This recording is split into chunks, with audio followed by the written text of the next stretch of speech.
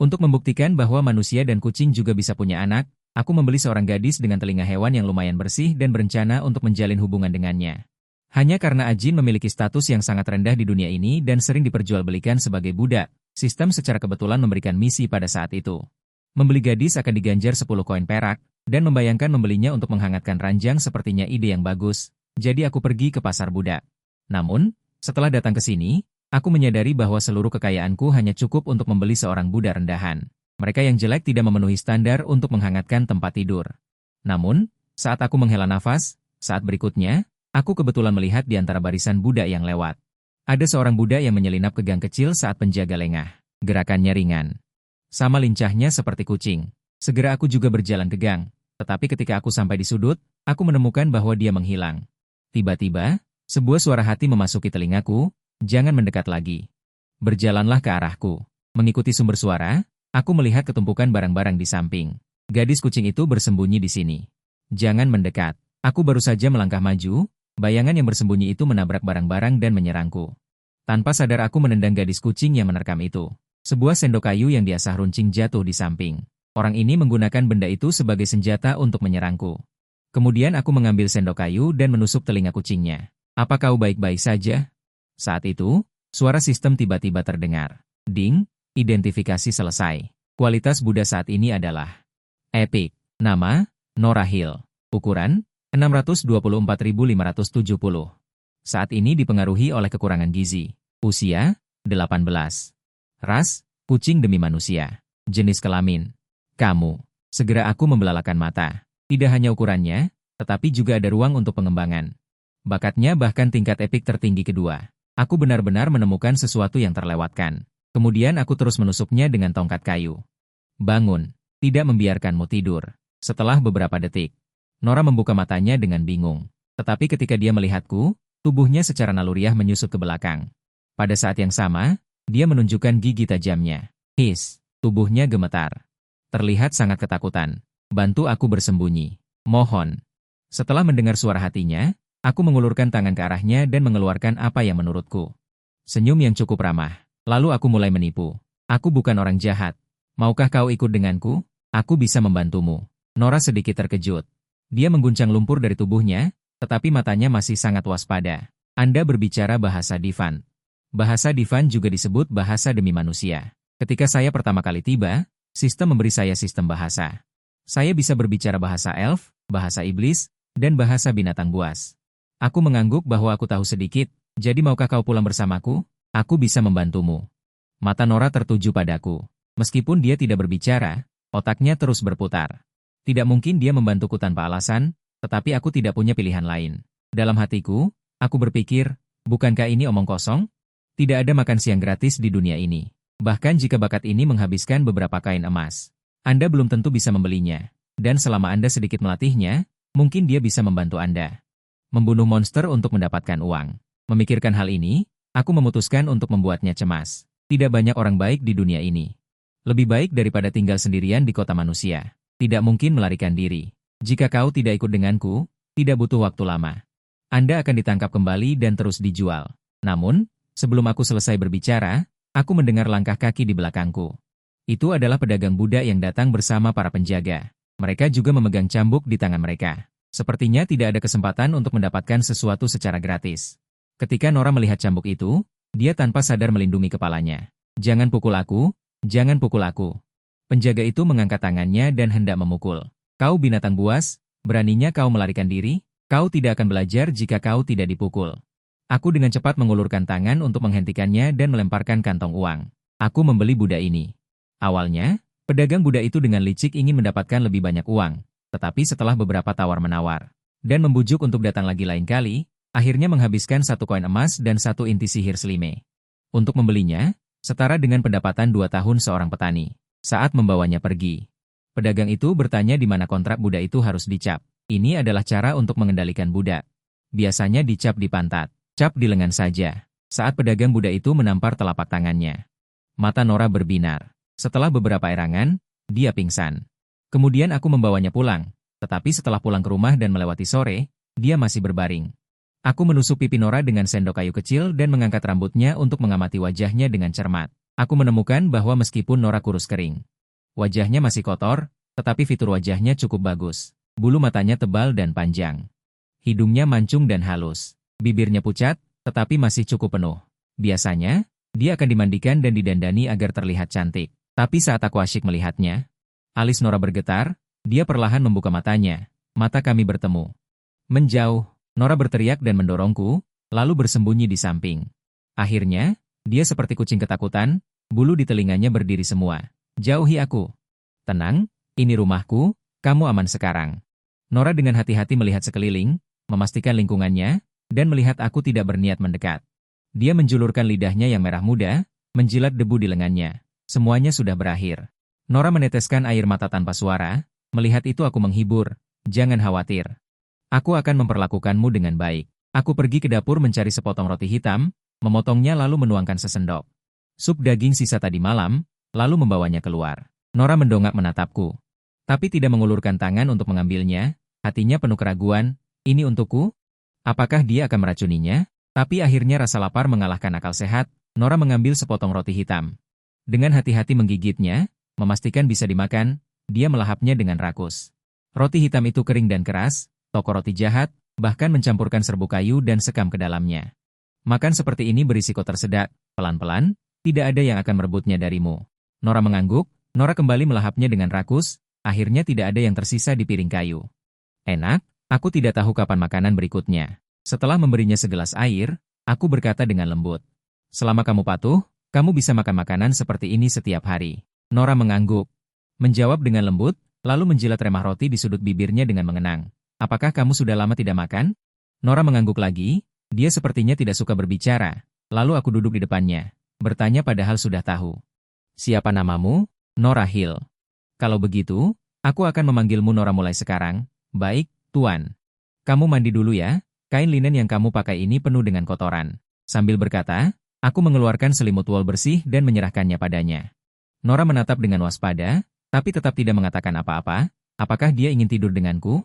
Itu fitnah belaka. Siapa yang tertarik pada kurus kering kekurangan gizi? Aku suka wanita dewasa sundere yang montok. Aku berkata dengan serius, jangan menatapku dengan tatapan kotor seperti itu.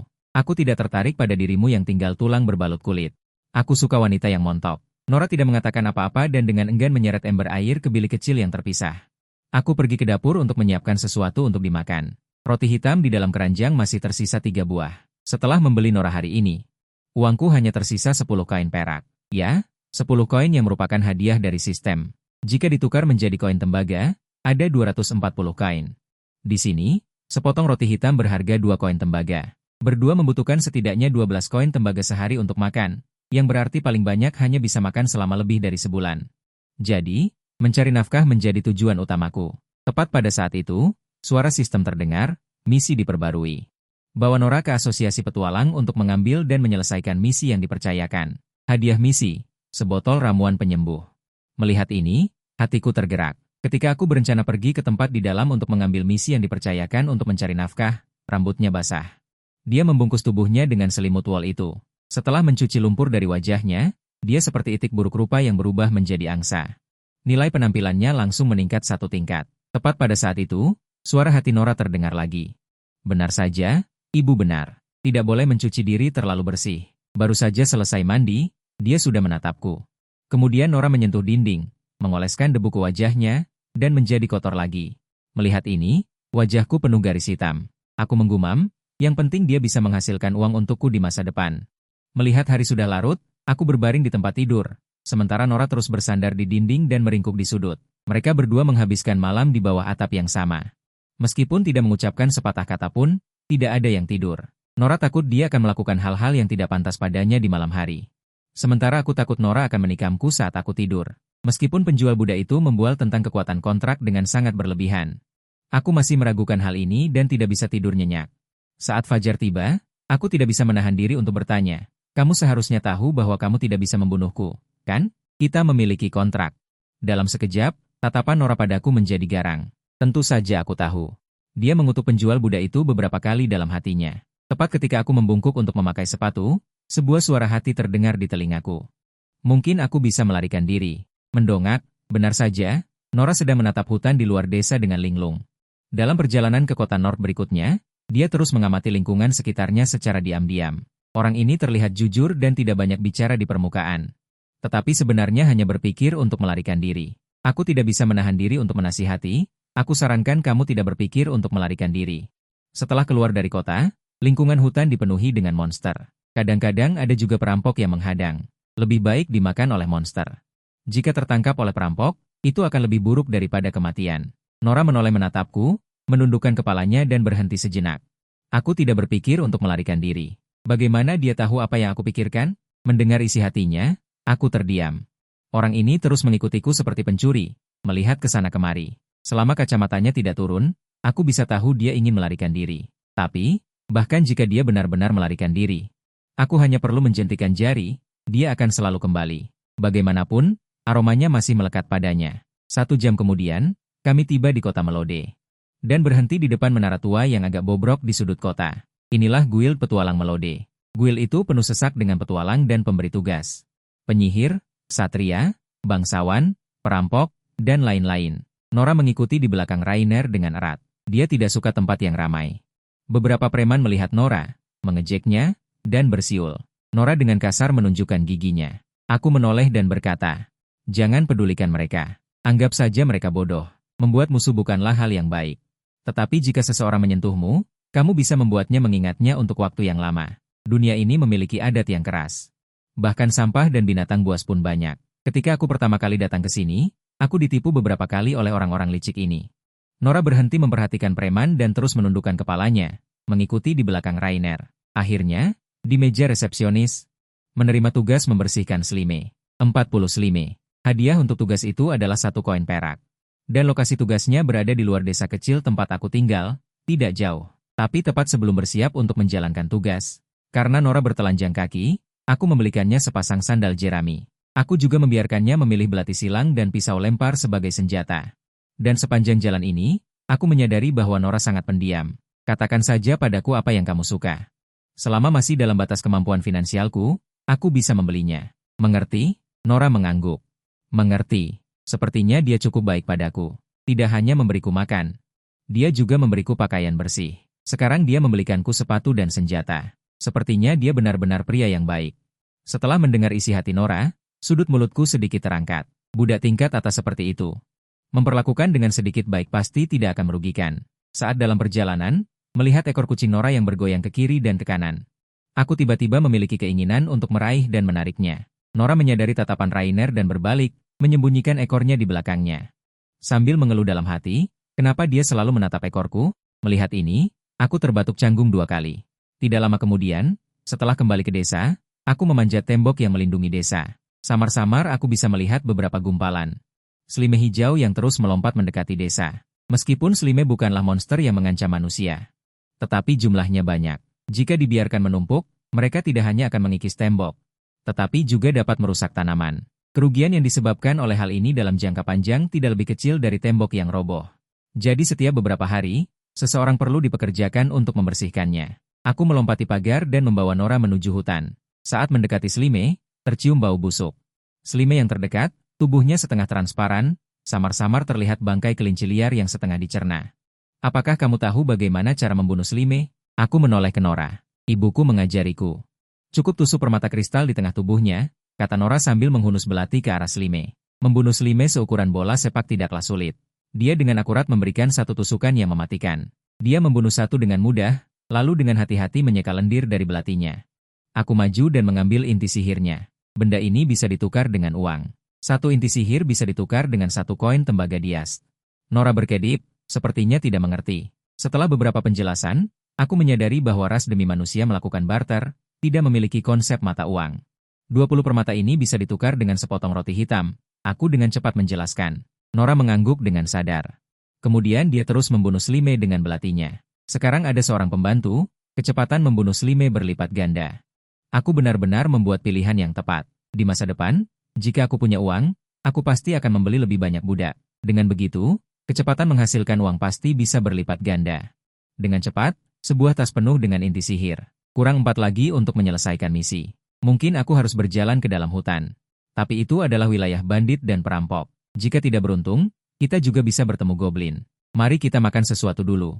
Setelah makan, kita akan berjalan ke dalam hutan. Bunuh 4 slime lagi dan kita akan kembali. Sambil berbicara, aku mengeluarkan roti hitam.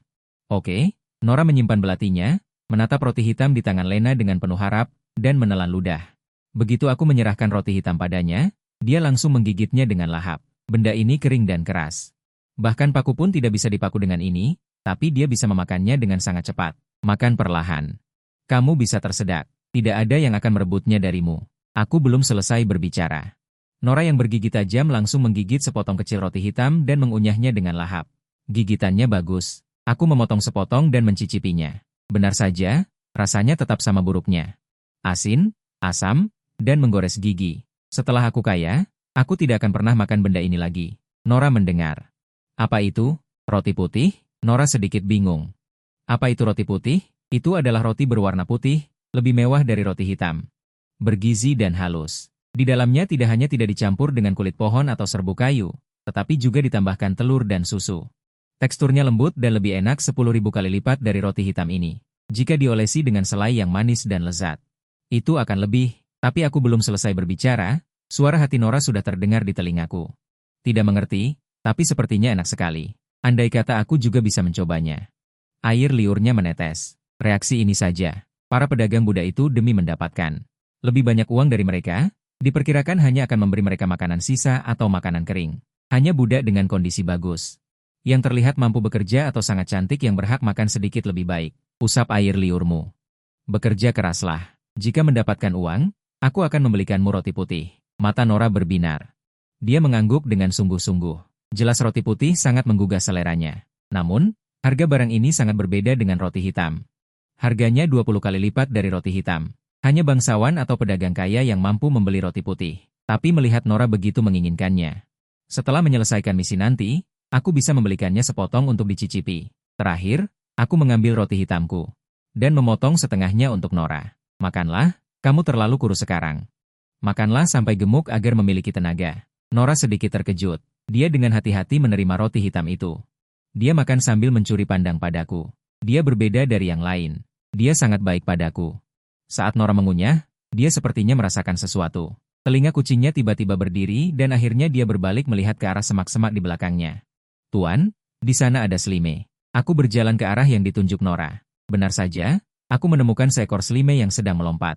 Kemampuan persepsi Nora sangat luar biasa. Dari jarak sejauh itu, dia bisa mendengar suara slime melompat. Aku menghabisi slime dengan satu pukulan. Setelah mengambil inti sihir, aku terus berjalan ke kedalaman hutan. Tak lama kemudian, misi 40 slime selesai. Pada saat ini, suara penyelesaian tugas sistem juga terdengar. Sesaat kemudian, sebotol kecil air suci yang berkilauan muncul di tanganku. Belum sempat aku banyak bereaksi, tugas sistem diperbarui lagi. Belikan Nora sepotong roti putih. Hadiah tugas, sekaleng kecil selai buah. Aku memang berniat melakukannya. Menyelesaikan satu tugas mendapatkan satu koin perak. Tidak masalah jika harus mendapatkan lebih banyak. Aku menepuk bahu Nora. Baru saja aku akan berbicara, aku mendengar isi hatinya. Sepertinya ada yang tidak beres. Tuan, kita sedang diincar oleh perampok. Nora sedikit membungkukkan tubuhnya dan meraih tas pinggangnya. Begitu kata-kata itu terucap, sebatang anak panah melesat ke arah Nora. Dia tidak sempat menghindar. Anak panah itu menancap dalam di lengan kanannya. Dua anak panah lagi melesat ke arah kami. Salah satunya meleset, sedangkan yang lainnya ditahan oleh perisai makamku. Nora menahan rasa sakit dan melemparkan 3 pisau terbang ke arah semak-semak tempat anak panah itu berasal. Jeritan terdengar dari semak-semak. Pada saat yang sama, 4 orang berpakaian kulit binatang melompat keluar dari semak-semak di sekitarnya. Perampok bertopeng memegang pena pendek. Nora mengikat kedua telinganya dan melemparkan 3 pisau lempar yang tersisa. Dalam sekejap, dia menjatuhkan salah satu perampok. 3 orang yang tersisa mengacungkan belati dan bergegas ke arah kami sambil meraung. 1 orang memutar ke belakang untuk berurusan dengan Nora, dan 2 orang lainnya berurusan denganku di depan. Saya telah menghadapi bahaya yang tak terhitung jumlahnya di tahun saya datang. Berurusan dengan perampok sudah menjadi hal yang biasa. Saya menemukan kesempatan untuk menggunakan perisai untuk memblokir satu, dan kemudian menggunakan palu untuk menyapu lututnya. Membuatnya kehilangan mobilitasnya. Perampok lain menyelinap menyerang saya. Saya bersandar ke belakang untuk menghindari belati yang meluncur. Aku menghancurkannya dengan palu hingga otaknya berceceran. Menoleh ke belakang, aku menemukan Nora telah dijatuhkan ke tanah. Aku menghancurkan perampok yang menekannya dengan palu. Sayang sekali sudah terlambat. Sebuah belati tertancap di dada Nora. Darah terus mengalir keluar. Dia menatapku dengan mata yang terlihat sangat kesakitan. Dia pingsan dalam hitungan detik. Aku dengan cepat mengeluarkan air suci penyembuhan yang baru saja kudapat dan menuangkannya ke lukanya. Hal ajaib terjadi. Luka Nora menumbuhkan kembali daging dan darah. Sembuh total hanya dalam 10 detik. Tetapi masih meninggalkan bekas luka berwarna terang. Nora bangun beberapa menit kemudian. Dia membuka selimut wol di tubuhnya. Dia melihat ke luka dengan mata penuh keheranan. Bagaimana mungkin? Aku jelas hampir mati. Bagaimana perasaanmu? Nora tidak tahu apa yang sedang terjadi, tetapi dia tanpa sadar menutupi dadanya. Terima kasih, Tuan. Kemudian dia melihat panah yang tertancap di lengan kanannya dan mencoba mencabutnya. Jangan bergerak, ada duri di ujung panah. Mencabutnya akan menyebabkan kerusakan sekunder. Aku akan menanganinya setelah aku pulang. Setelah mengatakan itu, aku bangkit dan menggeledah mayat pencuri itu. Aku menemukan 3 busur berburu dan 5 belati berkarat. Diperkirakan mantel kulit binatang di tubuh mereka juga bernilai banyak uang, jadi aku menanggalkannya semua. Lokasi kecelakaan keduanya tidak jauh dari desa. Setelah tiba di rumah, saya bersiap untuk mulai merawat lengan Nora. Lepaskan panah, disinfeksi, oleskan abu kayu, lalu sembunyikan dengan perban. Meskipun dia meringis kesakitan selama proses itu, dia tetap melewatinya. Kemudian aku menasihatinya untuk tidak bergerak selama beberapa hari ini. Aku akan mengganti perban setiap hari untuk melihat apakah luka itu meradang. Nora mengangguk. Dan dengan lembut mengucapkan terima kasih. Pada saat yang sama, suara hati Nora juga melayang ke telingaku. Dibeli oleh orang yang baik hati. Aku sangat beruntung. Aku memintanya untuk beristirahat di rumah. Aku pergi ke desa untuk menjual barang rampasan yang kudapat dari para perampok. Dijual dengan harga yang lumayan. Total aku mendapatkan 4 koin perak. Melihat waktu masih pagi, aku harus pergi ke Serikat Petualang untuk menukar hadiah dan membeli 2 potong di toko roti. Roti putih yang selalu diinginkan Nora. 10 potong roti hitam murah yang biasanya kumakan. Pada akhirnya, aku hanya memiliki 3 koin perak di sakuku. Aduh, aku menghela napas pelan, sementara Nora jelas tidak memiliki kekhawatiran seperti itu. Dalam perjalanan pulang, dia terus menatap roti putih di dalam tas, air liurnya hampir menetes sepanjang jalan. Begitu sampai di rumah, dia langsung duduk di sudut, lalu menatapku dengan penuh harap. Bisakah aku mendapatkannya sedikit? Dia tidak mengatakannya, aku meliriknya. Aku tersenyum sinis. Lapar ya? Sini makan roti. Ding, misi Nora membeli sepotong roti putih selesai. Begitu suara sistem selesai. Tiba-tiba muncul sebotol selai merah tua di tanganku. Setelah sadar, aku melihat dia belum mendekat. Aku lalu mengulangi lagi, Nora, cepat kemari. Setelah menerima dengan kedua tangan. Dia menatap roti putih dengan tatapan serius. Ekspresinya yang serius ini seperti seorang jemaat yang saleh di gereja. Menyembah dewa yang mereka yakini. Kucing kecil, kamu bisa makan roti putih yang lezat. Nora mengangguk. Membuka mulutnya lebar-lebar dan menggigit roti putih, lalu mencicipinya dengan seksama. Beberapa detik kemudian, 2 baris air mata jatuh. Dia berkata dengan sedikit bersemangat, enak sekali. Dan karena lengannya terluka selama beberapa hari ini, aku hanya melawan Slime di sekitar desa. Hingga hari ini Nora bertanya kepadaku dengan hati-hati. Tuan, bolehkah aku menebus diriku sendiri? Aku tidak langsung menolak. Melainkan mengambil batu dan berpura-pura menghitung di dinding. Tentu saja boleh. Menghitung berbagai pengeluaranmu, DLL. Bantu aku menangkap 20 koin emas diaste, aku akan membebaskanmu. Nora sedikit memiringkan kepalanya, bertanya-tanya berapa 20 koin emas itu. Memikirkan bahwa demi manusia tidak memiliki konsep mata uang, aku memberinya perumpamaan. Sama dengan setengah desa yang penuh. Dengan roti hitam, itu hampir sama. Hal ini membuat Nora ketakutan. Sebanyak itu, aku mengangguk dan melanjutkan dengan menipunya. Kamu pasti bisa melunasinya setelah menabung selama 10 atau 8 tahun. Itu tidak terlalu lama. Aku akan bekerja keras untukmu. Ketika uangnya sudah cukup terkumpul. Kamu harus menepati janjimu. Nora berkata dengan sangat serius. Dijamin menepati janji. Selama kamu ingin pergi, aku tidak akan pernah menahanmu. Sejujurnya, kemungkinan dia tidak ingin pergi saat itu. Mungkin lebih besar. Bagaimanapun, bagi demi manusia, dunia ini tidak stabil. Memiliki jaminan makanan yang stabil dan kebebasan dalam batas tertentu, siapa yang mau pergi? Jika kamu benar-benar bebas, kamu ingin pergi kemana? Aku bertanya pada Nora. Nora berpikir sejenak. Dia mendongak tetapi tidak berbicara, tetapi isi hatinya melayang. Kudengar di utara kota ini.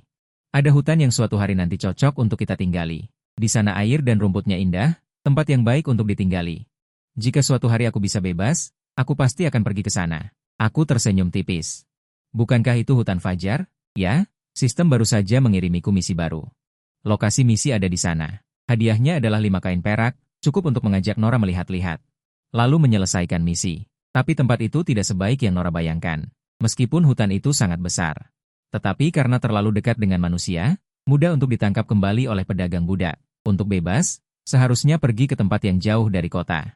Dan Nora tidak tahu bahwa isi hatinya telah sepenuhnya didengar oleh Rainer. Dia masih berkata dengan wajah meminta maaf. Maaf tuan, aku tidak bisa memberitahumu. Kemudian dia berkata dengan serius. Tanganku sudah pulih. Sekarang aku bisa keluar dan menghasilkan uang. Ketika aku membuka perban, aku menemukan bahwa itu memang sudah berkeropang. Kecepatan pemulihan orang dewasa memang kuat. Kalau begitu, kita berangkat besok, pergi jalan-jalan ke hutan fajar. Tapi sekarang, melihat telinga kucingnya yang lincah dan imut itu, entah kenapa. Saat ini aku tiba-tiba merasa ingin menyentuhnya. Setelah berpikir sejenak, aku tidak bisa menahan diri untuk berbicara. Aku ingin menyentuh telingamu. Nora sedikit terkejut. Kemudian dia menutupi telinga kucingnya dengan kedua tangan dan menggelengkan kepalanya dengan sangat menolak. Kenapa ingin menyentuh telingaku? Tidak boleh. Kalau begitu ekornya boleh, kan? Ekornya yang berbulu lebat dan lincah itu pasti terasa sangat enak. Tapi Nora menggelengkan kepalanya lebih keras lagi. Tubuhnya tanpa sadar menghindar ke samping. Tatapannya juga menjadi lebih waspada. Tidak boleh sama sekali. Nora sedikit menundukkan kepala dan berkata dengan sungguh-sungguh. Aku berjanji akan bekerja keras menghasilkan uang. Tolong jangan memiliki pikiran aneh tentangku. Kumohon. Gadis kucing ini agak menarik. Aku menyipitkan mata dan menatapnya. Keesokan harinya, sebelum pergi ke hutan fajar. Karena ku dengar serigala dan goblin di sana sangat merajalela. Jadi aku pergi ke kota terlebih dahulu untuk membeli satu set pisau lempar untuk Nora. Mungkin kita akan menghadapi bahaya seperti terakhir kali. Tapi keberuntungan sepanjang jalan ini cukup baik. Kami tidak bertemu bandit yang dikabarkan selama sehari penuh. Nora berjalan sendirian di paling depan. Sesekali dia mencuri pandang padaku dengan mata nakal. Tatapannya seperti sedang melihat orang mesum. Dia takut aku menyentuh telinganya. Selanjutnya kita harus berhati-hati. Aku tiba-tiba kehilangan kata-kata. Mau tak mau aku berkata, kemarilah, aku tidak akan menyentuh telingamu. Nora berjalan cepat ke arahku dengan langkah goyah. Aku hanya mencari jalan di depan. Indraku sangat tajam dan cocok untuk mencari jalan di depanmu, kataku dengan sungguh-sungguh. Kita hanya berdua, mencari jalan tidak terlalu berguna. Kita akan segera memasuki hutan. Kamu ikuti saja aku. Nora bergumam pelan dan dengan patuh mengikuti Raina. Tidak lama kemudian mereka mencapai ujung jalan tanah. Di depan mata mereka adalah deretan pohon pinus. Saat ini, mereka seharusnya berada di hutan Chenxi. Pada saat ini, misi sistem juga selesai secara otomatis. Bersamaan dengan itu, 5 koin perak muncul di tanganku dari udara tipis. Sekarang, dengan total 8 koin perak, aku akan segera dapat membeli budak lain. Kemudian, misi sistem diperbarui lagi. Eksplorasi awal hutan Chenxi memberiku hadiah 5 koin perak. Melihat ini, aku menghela nafas. Misi tanpa standar yang jelas seperti ini sangat memusingkan. Apa yang disebut eksplorasi awal? Saat itu, Nora tiba-tiba menyentuh bahuku. Tuan, aku segera bertanya ada apa? Aku hanya ingin bertanya, apakah kita masih harus melanjutkan perjalanan? Hari sudah gelap. Karena kurangnya cahaya, pupil matanya menjadi besar dan bulat, terlihat sangat imut. Kalau begitu, mari kita cari tempat untuk bermalam. Aku menyalakan api unggun di belakang batu besar. Setelah makan malam, mereka berdua mulai beristirahat secara bergantian. Baru keesokan paginya aku benar-benar merasakan mengapa tempat ini disebut hutan Chenxi. Ketika sinar matahari keemasan menembus kabut dan menyinari tubuhku, aku merasa seolah seluruh dunia menjadi hangat. Setiap kali aku menarik napas dalam-dalam, aku bisa merasakan aroma bunga, tanaman, dan tanah yang menyegarkan. Hutan yang diterangi matahari ini seperti lukisan yang tenang dan indah, dan mereka berada di dalam lukisan ini. Nora masih linglung berdiri di tempat. Semua isi hatinya sampai ke telingaku, betapa indahnya, sungguh indah. Jika orang tua ada di sini, mereka pasti juga akan menyukai tempat ini. Sambil berpikir, telinga Nora tiba-tiba terkulai. Tapi saat itulah suara tentara bayaran pribadi di Maer memecah kesunyian. Aku mencari suara itu dan bersembunyi di semak-semak untuk mengamati. Itu adalah pedagang budak. Berbaring di depan pedagang budak. Aku keluar dari semak-semak. Hei, jangan panik. Aku hanya kebetulan lewat. Aku tersenyum, berusaha terlihat ramah. Melihat ini, kedua penjaga menghela nafas lega dan memasukkan kembali panah ke dalam sarungnya. Pedagang budak itu tampak tidak senang. Lain kali jangan bersembunyi di semak-semak dan menakut-nakuti orang. Area ini banyak goblin. Semua orang khawatir. Hati-hati jangan sampai salah sasaran. Aku mengangguk lalu melihat budak demi manusia yang jatuh di belakang kereta, lalu bertanya, apakah ada demi manusia di hutan ini? HMPH, kamu benar-benar tidak tahu? Aku kira berita ini sudah lama tersebar. Pedagang budak itu terkekeh beberapa kali. Tapi kamu terlambat. Demi manusia di hutan ini hampir semuanya sudah ditangkap. Jika tidak ada apa-apa, jangan menghalangi jalan, kami mau pergi. Saat mereka pergi, Suara hati Nora terdengar di telingaku, binatang buas, sampah sialan. Nora mengepalkan tinjunya erat-erat. Dia menggertakkan giginya menatap punggung pedagang budak di depannya. Terlihat jelas. Kalau bukan karena tidak bisa mengalahkan mereka, dia mungkin sudah menyerang. Ayo pergi.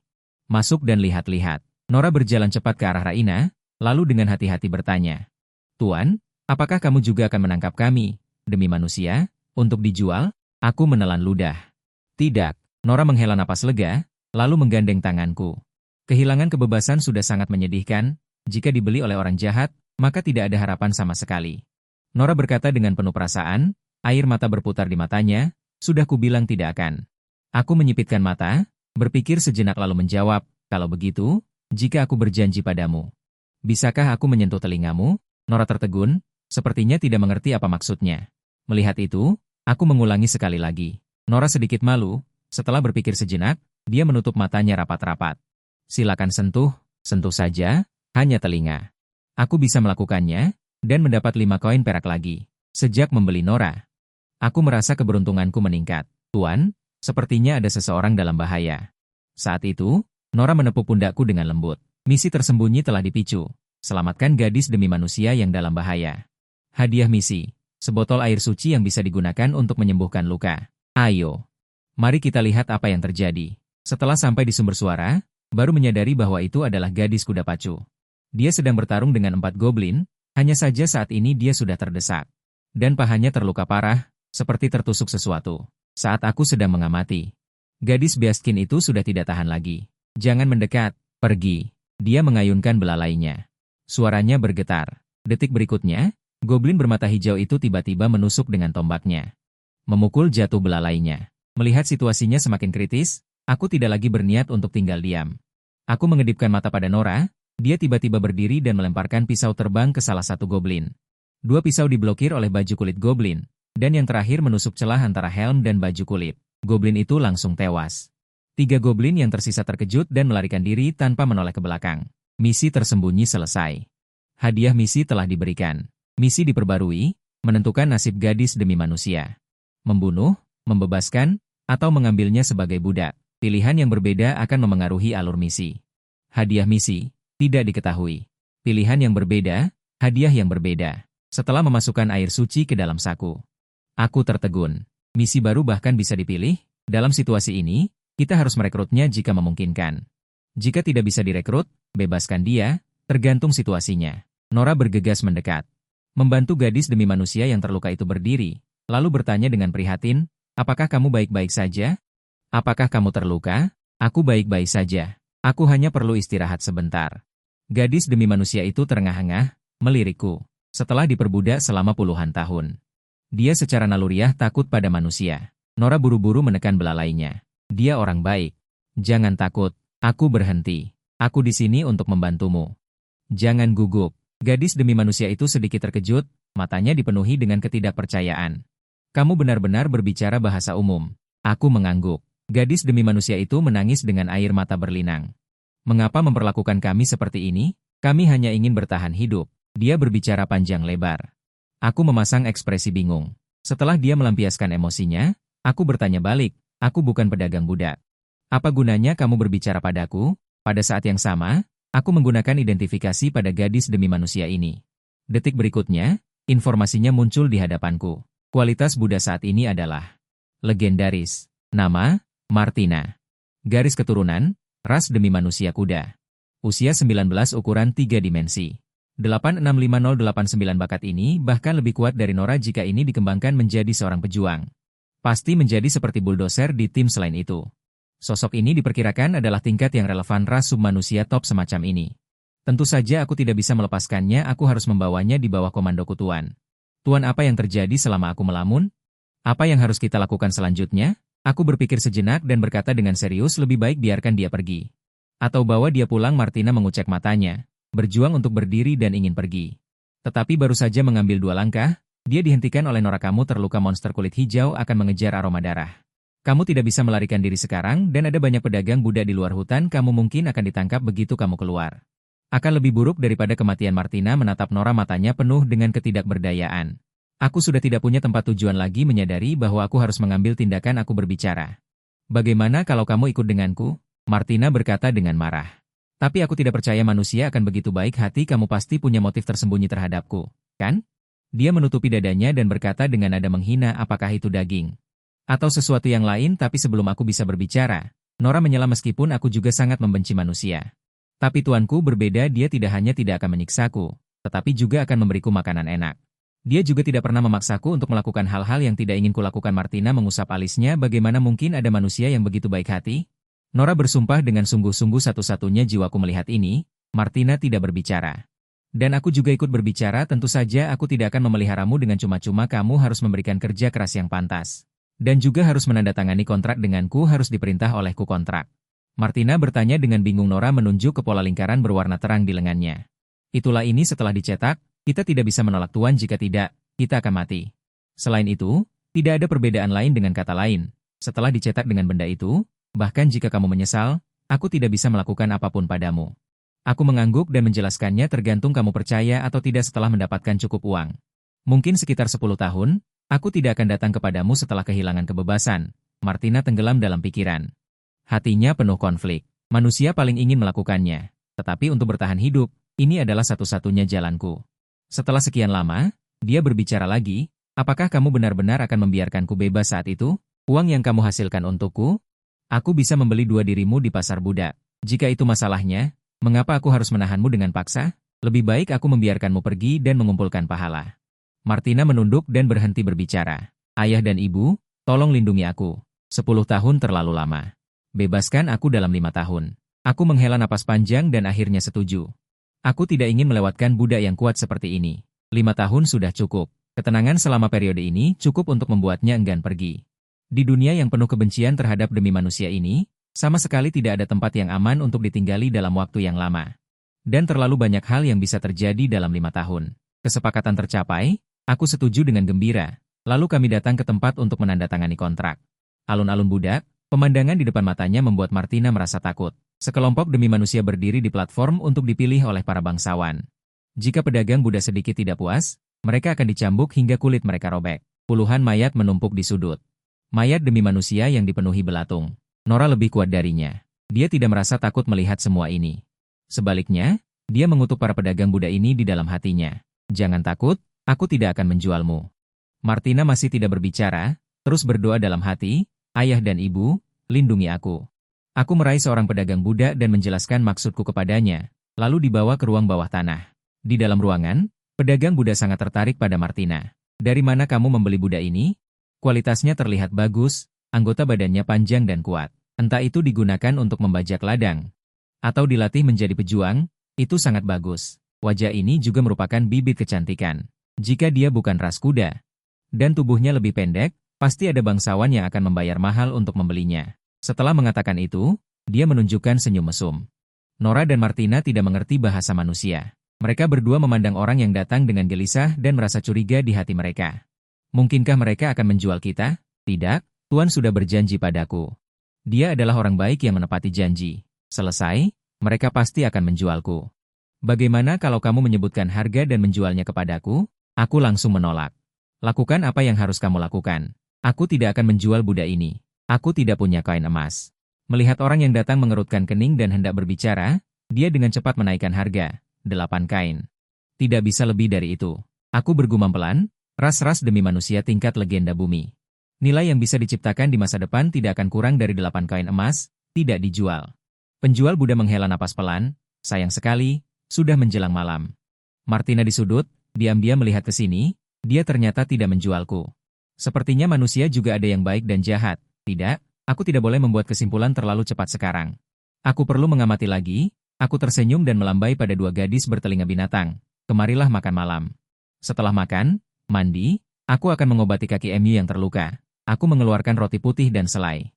Lola segera berlari ketika melihat itu, lalu duduk dengan tenang di depan meja menunggu. Martina juga berjalan terpincang-pincang ketika melihat itu. Dia mencium bau roti putih, lalu mencium bau selai, dan berkata dari lubuk hatinya. Enak, aku mengoleskan selai pada roti putih dan memberikannya kepada Martina. Dia mencoba menggigitnya. Setelah merasakan kelezatannya, dia melahapnya ke dalam mulutnya.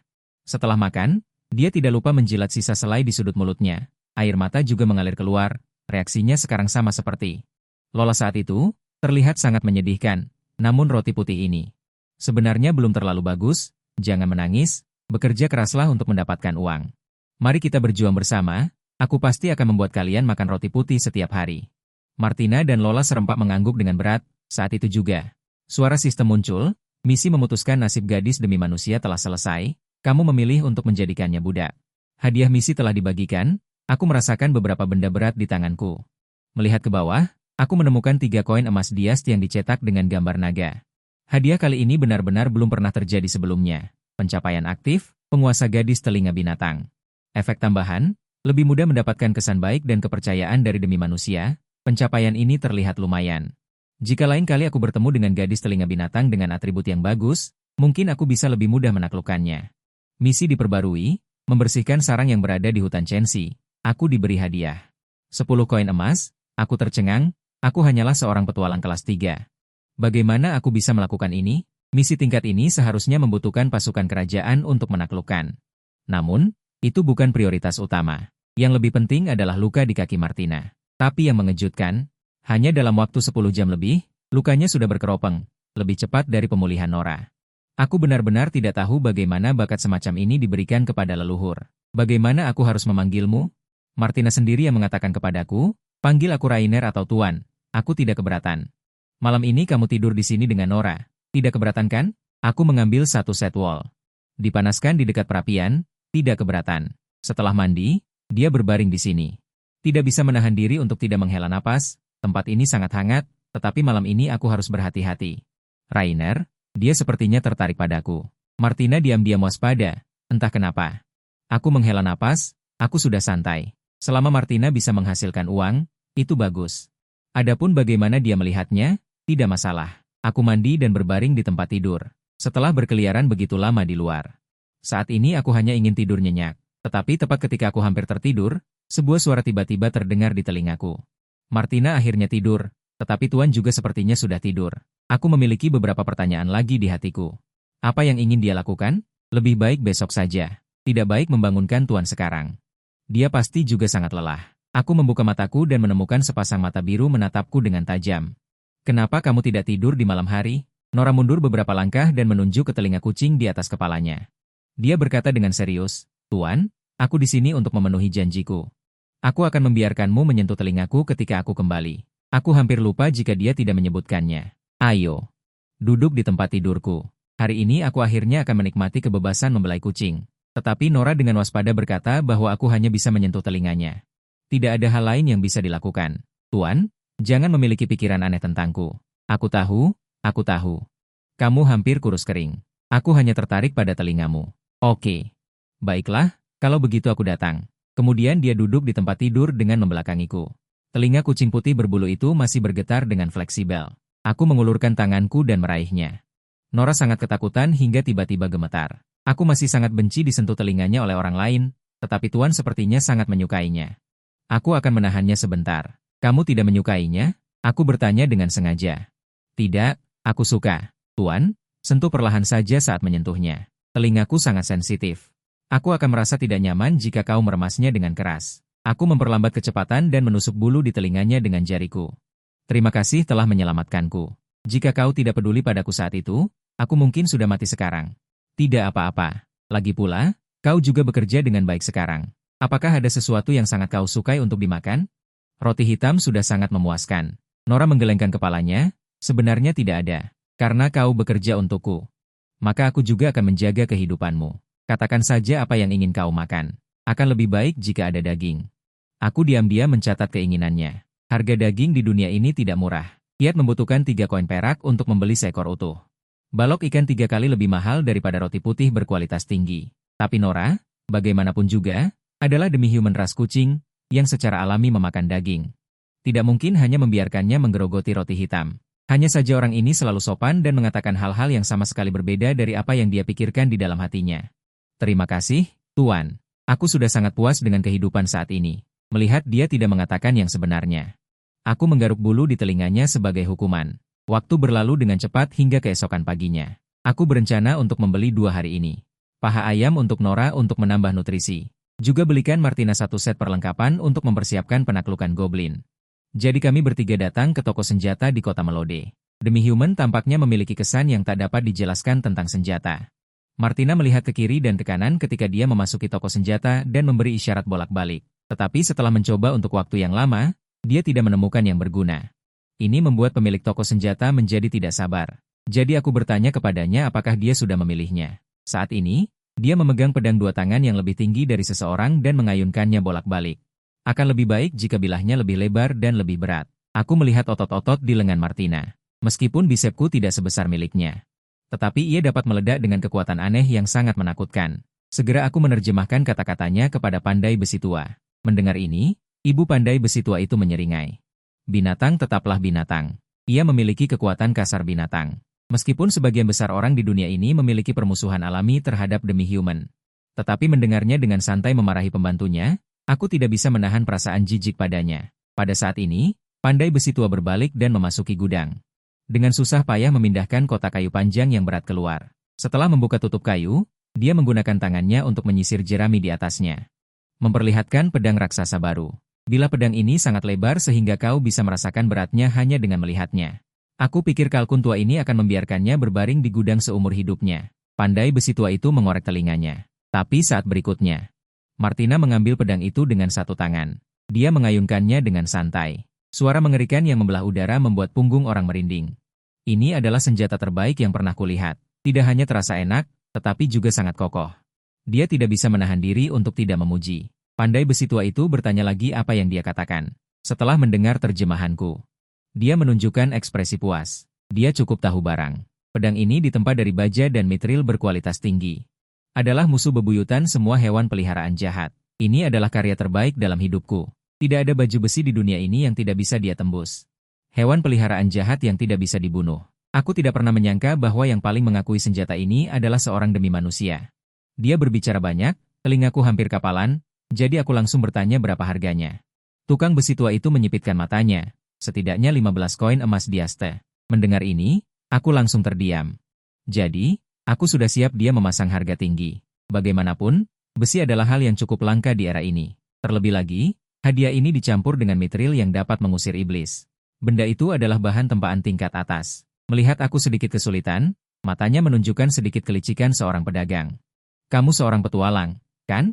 Setelah aku mengakui, dia berkata ingin melakukan transaksi denganku. Aku bertanya dengan waspada transaksi apa. Ternyata putranya dibunuh oleh perampok yang mewarisi. Selama aku menangkapnya, dia akan memberiku pedang itu. Saat dia berbicara, dia menyerahkan potret perampok, Reynold. Janggut lebat, wajah penuh bekas luka, dan satu mata dicungkil. Wajah penjahat yang cukup klasik. Mengapa kamu tidak mencari pemburu hadiah? Sudah. Tetapi selama beberapa bulan, tidak ada yang berhasil. Kemudian aku menanyakan beberapa informasi spesifik lagi dan mengetahui bahwa kelompok perampok itu berjumlah sekitar selusin orang. Pada saat ini, tukang besi tua itu mengatakan bahwa orang mati juga bisa diterima. Tetapi setidaknya kepala harus dibawa kembali. Aku mengatakan akan mencobanya. Bagaimanapun, hadiah ini cukup besar. Tampaknya masalah melenyapkan goblin harus ditunda. Sebelum itu, aku pertama-tama membeli pedang dua tangan dan perisai bundar yang sedikit lebih buruk untuk Martina. Kemudian aku melihat ke arah Nora di samping. Menemukan dia sedang berjongkok di depan rak dan dengan hati-hati memilih pisau lempar. Mata mereka bertemu. Haruskah aku berbicara dengan Tuan? Pisau lempar ini terlihat cukup bagus. Jika kamu membutuhkannya, katakan saja, jangan malu. Kedua set ini hanya 6 koin perak. Yang terpenting, pisau lempar adalah barang habis pakai. Jika kamu melempar satu dan tidak ada kesempatan untuk memulihkannya, maka akan hilang. Jadi perlu membeli beberapa untuk membela diri. Nora menggaruk kepalanya dan berkata dengan suara pelan, aku ingin membeli lebih banyak pisau lempar. Memesan baju besi kulit ringan secara terpisah. Pengrajin itu tidak bisa menahan diri untuk tidak bercanda pada Rinard, aku sudah lama berkecimpung di bidang ini. Ini pertama kalinya aku melihat seseorang membeli perlengkapan pelindung untuk budaknya. Dan itu budak perempuan. Setelah ukuran diukur, kamu harus menunggu 3 hari untuk mengambilnya. Dia memberitahu, selama waktu ini, aku ingin pergi ke barat kota untuk mencari tahu tentang kelompok perampok itu.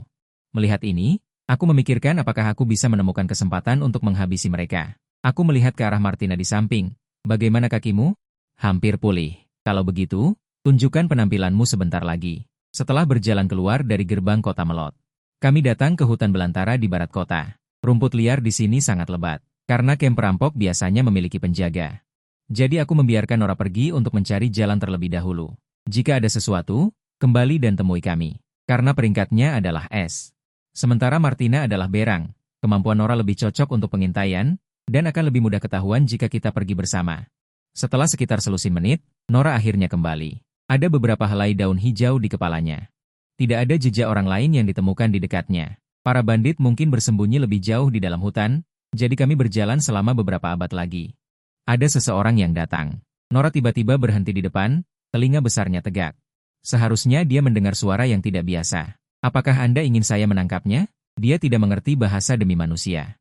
Dia mungkin melawan dalam kebingungan. Ikuti saya, tarik napas dalam-dalam. Saya mulai mengajar bahasa Dias di tempat. Tenang, saya ingin berbicara dengan Anda. Ikut saya. Nora bisa mempelajarinya sekali saja, meskipun dengan sedikit aksen.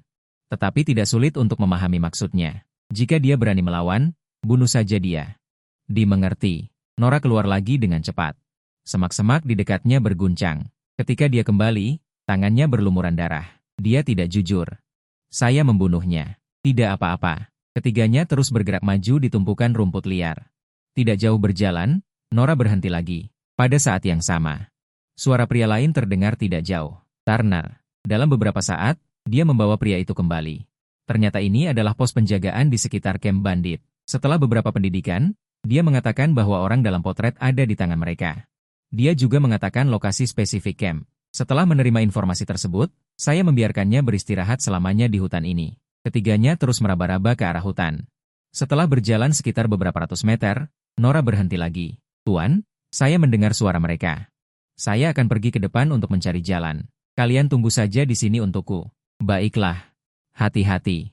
Nora keluar lagi. Jika kita benar-benar membunuh kepala bandit kali ini, Nora pasti akan mendapatkan pujian utama. Kali ini kami menunggu lama sebelum Nora kembali. Wajahnya berlumuran darah. Terluka? Tidak. Saat mengintai, saya menyingkirkan seorang penjaga. Ini darahnya. Dia menyeka darah di wajahnya dengan lengannya dan melanjutkan, saya hanya melihat 15 bandit. Termasuk pria dalam potret, Renard. Nora mengangguk sebagai jawaban. Apakah ada penjaga lain di sekitar sini? Nora menggelengkan kepalanya.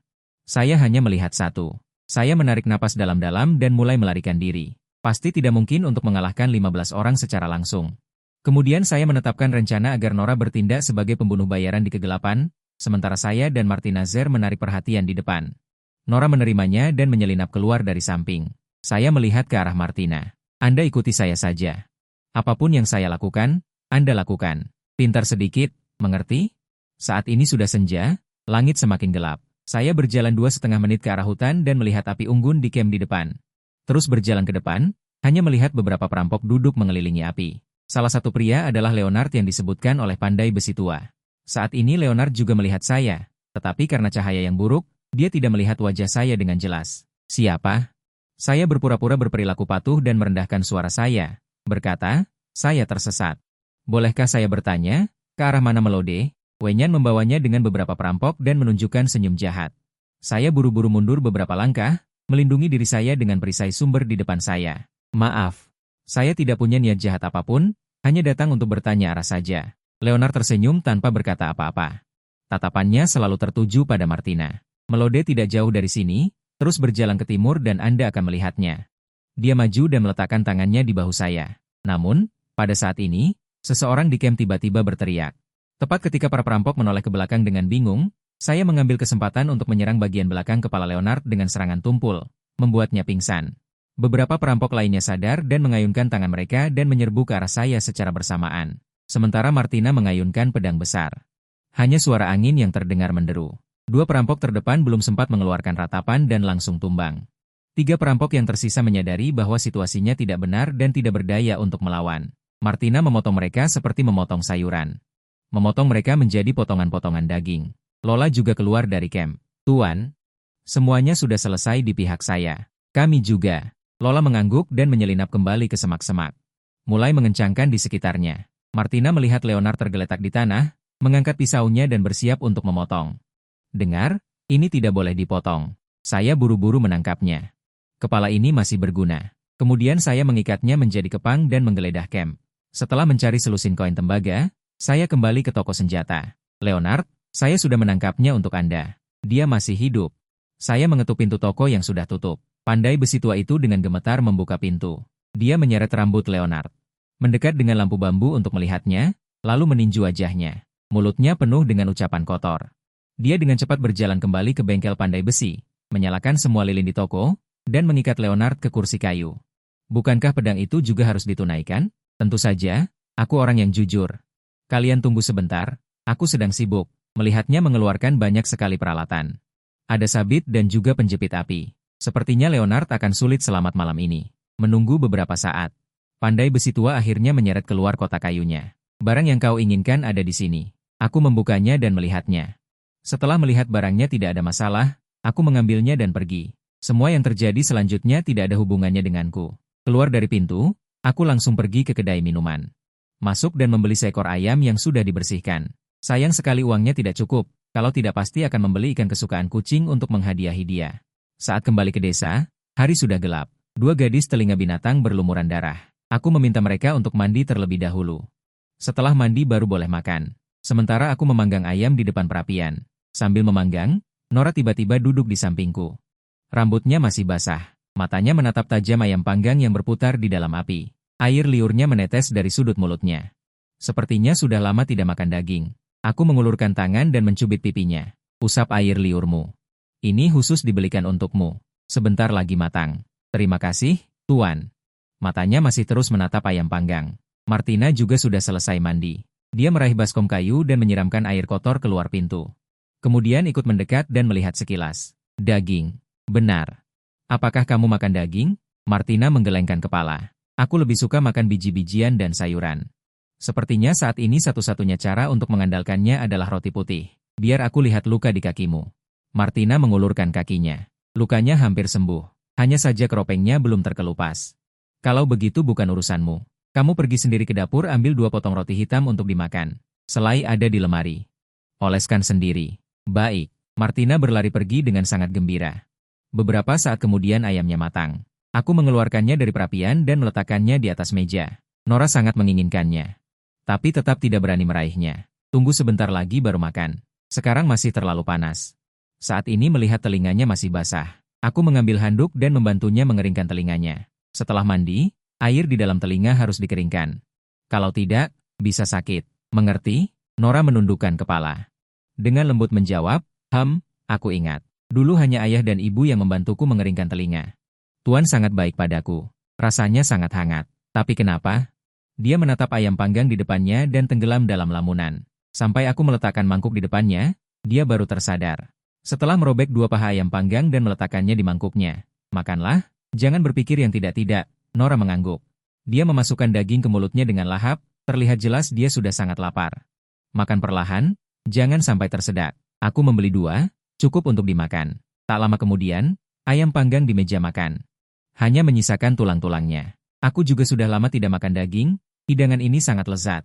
Dan aku bertekad untuk bekerja keras agar bisa hidup sejahtera di dunia ini. Saat aku membayangkan masa depan. Nora tiba-tiba berdiri. Tuan, istirahatlah, biar aku yang membereskan. Kalau begitu, merepotkanmu. Setelah mandi, aku berbaring di tempat tidur. Sementara Martin sudah memeluk pedang besarnya dan tertidur di depan perapian. Saat rasa kantukku datang. Sebuah suara hati melayang ke benakku. Tuan, dia pasti belum tidur, kan? Seharusnya aku membiarkannya menyentuh telingaku.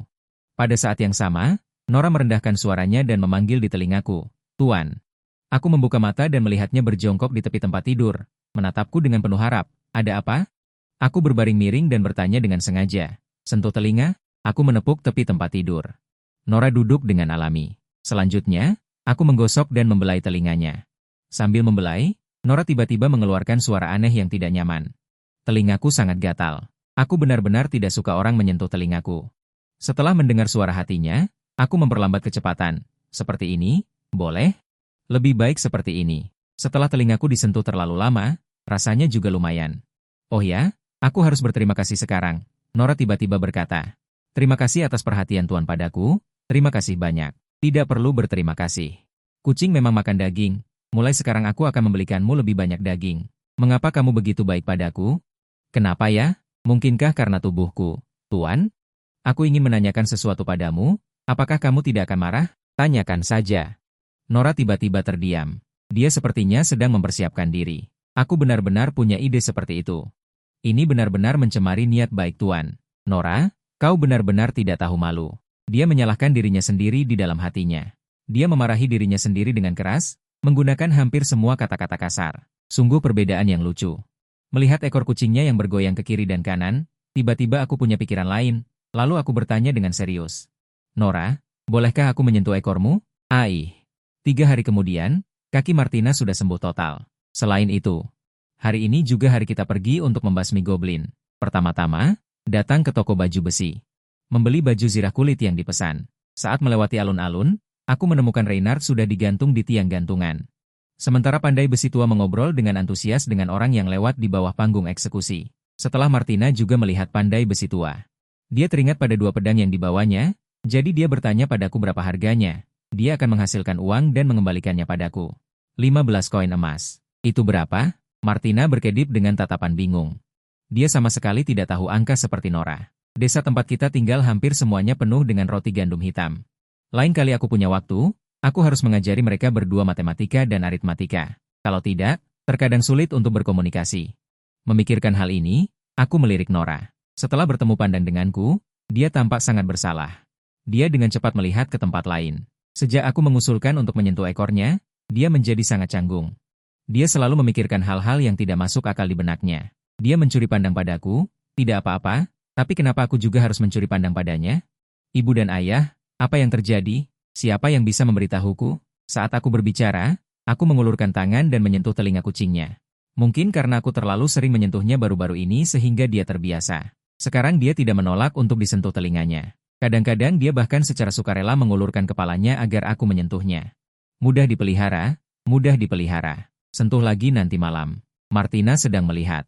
Aku melihat ke arah Martina dan menemukan bahwa dia benar-benar melebarkan matanya dan melihat keduanya dengan penuh minat.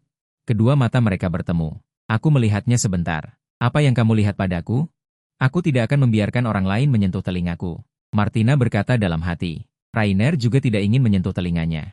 Sebelumnya aku mengamati bahwa di bagian luar telinga kuda terdapat bulu pendek yang halus, sedangkan di bagian dalam terdapat bulu halus yang berfungsi untuk menghangatkan. Pasti tidak enak menyentuh bulu yang rontok. Lebih menarik menjadi gadis kucing. Martina hanya berpikir tentang makan atau tidur sepanjang hari. Dalam perjalanan ke hutan Chensi, Martina berkata, kita kembali hanya untuk membasmi goblin. Benar. Memikirkan bahwa Martina memiliki pengalaman bertarung dengan goblin. Jadi aku bertanya apakah dia mudah dihadapi. Martina segera menggelengkan kepalanya dengan kuat. Tidak mudah dihadapi. Meskipun mereka terlihat pendek dan kurus, mereka semua licik. Mereka akan memohon ampun terlebih dahulu jika mereka bertemu musuh yang tidak bisa dikalahkan. Mengingatkan orang untuk tidak diserang lagi dan pandai menggunakan jebakan, harus hati-hati. Kali ini saya terutama ingin menjajaki kekuatan dan kelemahan mereka. Jika tingkat bahayanya tinggi, saya akan mundur dan membuat rencana lain di masa mendatang. Apakah kamu tahu lokasi spesifik sarang mereka? Tidak tahu? Aku mendengar rumor dan melarikan diri ke sini belum lama ini. Aku bertemu kalian. Kalau begitu, kita hanya bisa mengandalkan kemampuan pengintaian Nora. Tepat pada saat ini, Nora yang berjalan di depan memasang telinganya. Tuan, ada orang di depan. Perampokah? Aku dan Martina menghunus senjata kami secara bersamaan. Mas tidak cocok, kami bertiga terus berjalan untuk sementara waktu. Melihat lebih dari 20 pria parubaya memegang berbagai senjata. Mereka berbaris di bawah pimpinan 2 ksatria lawan. Berjalan menuju hutan Chensi. Aku memperhatikan petualang wanita di bagian belakang barisan. Dia seperti satu-satunya wanita di sini. Pada saat yang sama, petualang wanita itu juga memperhatikanku. Dia mengamatiku sejenak, lalu berkata dengan ramah. Tuan Ding, Lena, kamu mengenaliku? Aku mengamatinya dari atas ke bawah. Gadis berambut halus dan bermata biru ini. Gadis itu mengenakan gaun panjang berwarna merah tua. Dia tampak baru berusia 17 atau 18 tahun. Dia jelas menerima pendidikan yang baik. Tidak hanya memiliki temperamen yang baik, tetapi juga berbicara dengan sangat sopan. Mungkin dia adalah putri seorang bangsawan miskin. Aku pernah melihatnya beberapa kali ketika menerima misi di Guild Petualang, tetapi kami tidak pernah berkomunikasi. Petualang wanita itu mengangguk. Memperhatikanmu selama beberapa waktu. Warna kulitmu sangat istimewa, berbeda dengan kami. Aku tersenyum. Memang, mereka adalah orang kulit putih, dan aku adalah keturunan Yan Huang. Kamu datang ke sini untuk membasmi goblin? Saat ini dia berbicara. Aku mengangguk. Awalnya aku khawatir mereka akan merebut misi membersihkan sarang goblin dariku. Sampai sistem memberitahu aku bahwa itu tidak akan terjadi. Hanya saja beberapa pencapaian tidak dapat dikumpulkan. Aku merasa sedikit lega. Pencapaian yang tidak penting harus dihilangkan saja. Ketika aku mengetahui dari percakapan bahwa alasan mengapa kelompok mereka datang ke sini adalah karena beberapa hari yang lalu seorang pedagang budak dibunuh oleh goblin. Tuan Tanah mengeluarkan hadiah jika mereka berhasil membasmi kali ini. Masing-masing akan mendapatkan 10 kain. Setelah selesai berbicara, dia tersenyum dan mengulurkan tangannya kepadaku. Kamu mungkin belum tahu namaku, kan? Aku bernama Junichi Bakar. Setelah berpikir sejenak, aku juga mengulurkan tanganku. Panggil saja aku Lai. Junich melihat ke arah Nora dan Martina. Dia tampaknya sangat tertarik pada kedua submanusia ini. Apakah ini budakmu? Ya, mata mereka sangat jernih. Kamu pasti memperlakukan mereka dengan sangat baik. Sudut mulutku sedikit terangkat. Aku memperlakukan dua gadis bertelinga binatang seperti anak sendiri. Jadi mereka secara alami berbeda dari binatang buas itu. Kegelapan total budak berbeda. Setelah mengobrol dengan Juni sebentar, dia tiba-tiba dipanggil ke depan barisan. Melihat ini, aku diam-diam mengikuti di belakang barisan. Saat itu, suara hati Nora terngiang di telingaku. Dia sangat cantik, pasti wanita tuannya. Saat rombongan tiba di hutan Shenxi. Hari sudah malam, regu petualang di hutan. Dua api unggun muncul dari tubuh mereka. Mereka duduk melingkar, mengobrol dan membual, tampak sangat bahagia. Aku bersandar di pohon dan duduk di belakang. Dengan dua gadis bertelinga binatang menundukkan kepala untuk menggerogoti roti hitam. Karena Nora dan Martina juga tidak menyukai tempat ramai. Jadi setelah makan, mereka bertiga duduk di bawah pohon untuk beristirahat. Tetapi karena terlalu banyak manusia di dekatnya, Martina mengantuk. Tapi dia tidak berani tidur dengan tenang, jadi aku menyuruhnya untuk tidur saja. Aku akan berjaga untukmu. Martina mengangguk dan menutup matanya di bahu Nora. Saat itu, seorang ksatria dengan pelindung serangga berjalan mendekat. Aku belum pernah melihatmu sebelumnya. Ksatria itu sedikit mengangkat kepalanya. Tanpa agak sombong, aku baru saja akan datang ke hutan ini. Aku mengikuti kalian karena searah. Aku menjawab seperti itu. Ada banyak perampok di daerah ini. Lebih aman untuk bepergian bersama. Ksatria itu terdiam. Matanya tajam. Membuat orang merasa tidak nyaman. Ada apa? Bicaralah dengan hormat lain kali. Dia berkata dengan wajah dingin. Kemudian dia pergi dari hadapanku. Melihat ini, lebih dari 100 tanda tanya muncul di hatiku. Apa artinya? Apakah aku harus memanggilnya dengan hormat Tuan Ksatria atau Tuan Ksatria? Apa yang membuatmu marah? Dia mungkin tidak sehebat aku. Martina bergumam, lalu aku menggaruk bulu halus di telinganya. Nora menguap dengan mengantuk, menyipitkan matanya ke arahku. Kalau begitu aku benar-benar tidur. Tidurlah. Setelah mendapat izin dari Raina, dia menutup matanya. Martina sangat berat. Pohon di belakang juga sangat keras. Kamu bisa menyandarkan kepalamu di bahuku. Setelah mendengar suara hatinya, aku langsung berkata. Awalnya dia agak ragu-ragu, tetapi pada akhirnya dia dengan hati-hati bersandar. Apakah ini terlalu berat? Jangan tegang lehermu. Santai dan istirahatlah dengan cepat. Setelah kamu tidur, aku juga ingin tidur. Nora melakukan seperti yang diperintahkan dengan jujur. Dia menghela napas panjang dan benar-benar merilekskan tubuhnya. Jauh lebih nyaman. Tuan sangat perhatian. Bahkan Nora sendiri tidak menyadarinya. Sekarang, apapun yang dikatakan Raina, dia melakukan semuanya tanpa ragu sedikit pun. Tak lama kemudian, dia menemani Laina tidur. Saat itulah, Junis tiba-tiba berjalan ke arahku. Ternyata kamu bersembunyi di sini. Tidak maukah kamu pergi bermain dengan mereka? Para petualang di kejauhan sedang mengelilingi api unggun sambil melompat-lompat, terlihat sangat gembira. SST. Aku menunjuk kedua gadis bistir yang sedang tertidur di sampingku, memberi isyarat agar dia berbicara lebih pelan. Junis juga bergeser 5 langkah dan duduk di sampingku. Kami berdua mengobrol tentang ras demi manusia. Keluarganya dulu memiliki banyak pelayan demi manusia, jadi dia cukup berpengalaman. Namun, usahaku berbeda dari usahanya. Aku lebih terkejut lagi bahwa Lola dan yang lainnya begitu mempercayaiku. Aku tersenyum tipis. Balas budi. Pada akhirnya, dia mengeluarkan sebuah buku dan membacanya, lalu menyulut bola api di telapak tangannya untuk penerangan. Melihat ini, aku merasa sedikit aneh. Ini adalah pertama kalinya aku mengamati seorang penyihir menggunakan sihir dari jarak sedekat ini. Api ini benar-benar muncul dari telapak tangannya. Bukankah itu terasa hebat? Junis terkekeh pelan. Aku mengangguk lalu bertanya, bisakah kamu mengajariku? Junis ragu-ragu. Dia tampak sedikit kesulitan. Aku bisa mencoba mengajarimu, tapi sebagai permulaan, aku harus menyatakan. Tidak semua orang bisa mempelajari sihir. Mungkin kamu sudah berusaha keras untuk waktu yang lama, tetapi pada akhirnya kamu tidak mendapatkan apa-apa. Setelah aku menyatakan tidak masalah, Junis memutuskan untuk memberiku tes sederhana. Dia meraih tangan kiriku dan menyuruhku memejamkan mata. Tenangkan hatimu dan beritahu aku apa yang kamu lihat. Aku sudah memejamkan mata. Apa yang bisa kulihat? Aku tidak bisa melihat apa-apa. Junis tertawa kecil beberapa kali. Kamu orang yang sangat menarik. Aku tidak menyuruhmu melihat dengan matamu, tetapi dengan hatimu. Aku semakin bingung. Junis seperti penipu tua yang berpengalaman, berbicara dengan cara yang membuatku bingung. Saat itulah, di dalam penglihatanku yang gelap, sebuah keajaiban muncul. Sebuah kristal raksasa yang jernih dan berkilau. Aku melihat sebuah kristal. Nada bicara Junis mengandung kegembiraan. Kamu sangat beruntung, memiliki bakat untuk menjadi seorang penyihir. Itu disebut kristal ajaib. Itu adalah tempat di mana kamu akan menyimpan mana di masa depan. Ukurannya menentukan batas kapasitas. Kemudian dia bertanya seberapa besar kristal itu. Sulit untuk dijelaskan. Itu seperti gunung. Aku tidak bisa melihat ujungnya. Aku tidak tahu seberapa besar tepatnya. Aku berkata dengan serius. Ini membuat Junis sedikit bingung.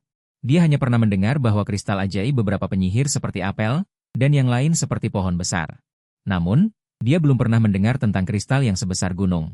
Apalagi yang kamu lihat, kemudian, sebuah warna hijau muda. Dalam pandanganku muncul kabut hijau muda yang kemudian meningkatkan kristal ajaib. Itu meningkatkan kristal ajaib. Selamat, itu adalah elemen angin. Salah satu dari 5 elemen dasar. Kamu adalah orang terpilih yang bisa menggunakan sihir atribut angin. Namun, kemudian aku melihat setitik warna kuning, lalu merah, ungu, biru. Tanya satu hal padamu, apakah ada penyihir yang bisa menggunakan sihir dengan lebih dari 2 atribut? Tentu saja ada, dan saat ini ada di depanmu. Aku mahir menggunakan sihir atribut air dan api. Suara Junius penuh dengan kebanggaan. Lalu apakah ada penyihir yang menggunakan 3 atribut? Belum pernah terdengar. Memiliki 2 saja sudah sangat jarang. Mendengar itu, keringatku semakin banyak. Lalu bagaimana jika bisa melihat 5 warna? Keesokan paginya, Nora ada di sisiku, sesekali mencuri pandang padaku. Apa yang sebenarnya dilakukan Tuan semalam? Saat aku bangun, hari sudah siang. Wanita dari ras manusia itu juga selalu menemaninya. Aku menguap. Semalam aku berdiskusi tentang sihir dengan Junius sepanjang malam, dan tidak melakukan hal-hal yang tidak pantas. Saat ini, setelah pengujian tadi malam, aku bisa melihat elemen warna-warni di sekitarku. Selama ada sedikit kontak tubuh, elemen itu akan langsung terserap ke dalam tubuh. Setiap kali menyerap, kristal di dunia spiritual akan ditambahkan sedikit warna samar. Junius berkata ini adalah elemen alam, yang terkait erat dengan pelepasan sihir. Mungkin mirip dengan bilah mana atau semacamnya. Tetapi elemen-elemen itu tidak dapat digunakan secara universal, jadi itu hanya dapat dianggap sebagai 5 bilah mana dengan atribut berbeda. Saat itu, Nora menepuk bahuku dan berkata, Tuan, apakah kamu ingin tidur sebentar? Aku lihat kamu sepertinya sangat mengantuk. Tidak perlu. Begadang bukan masalah bagiku.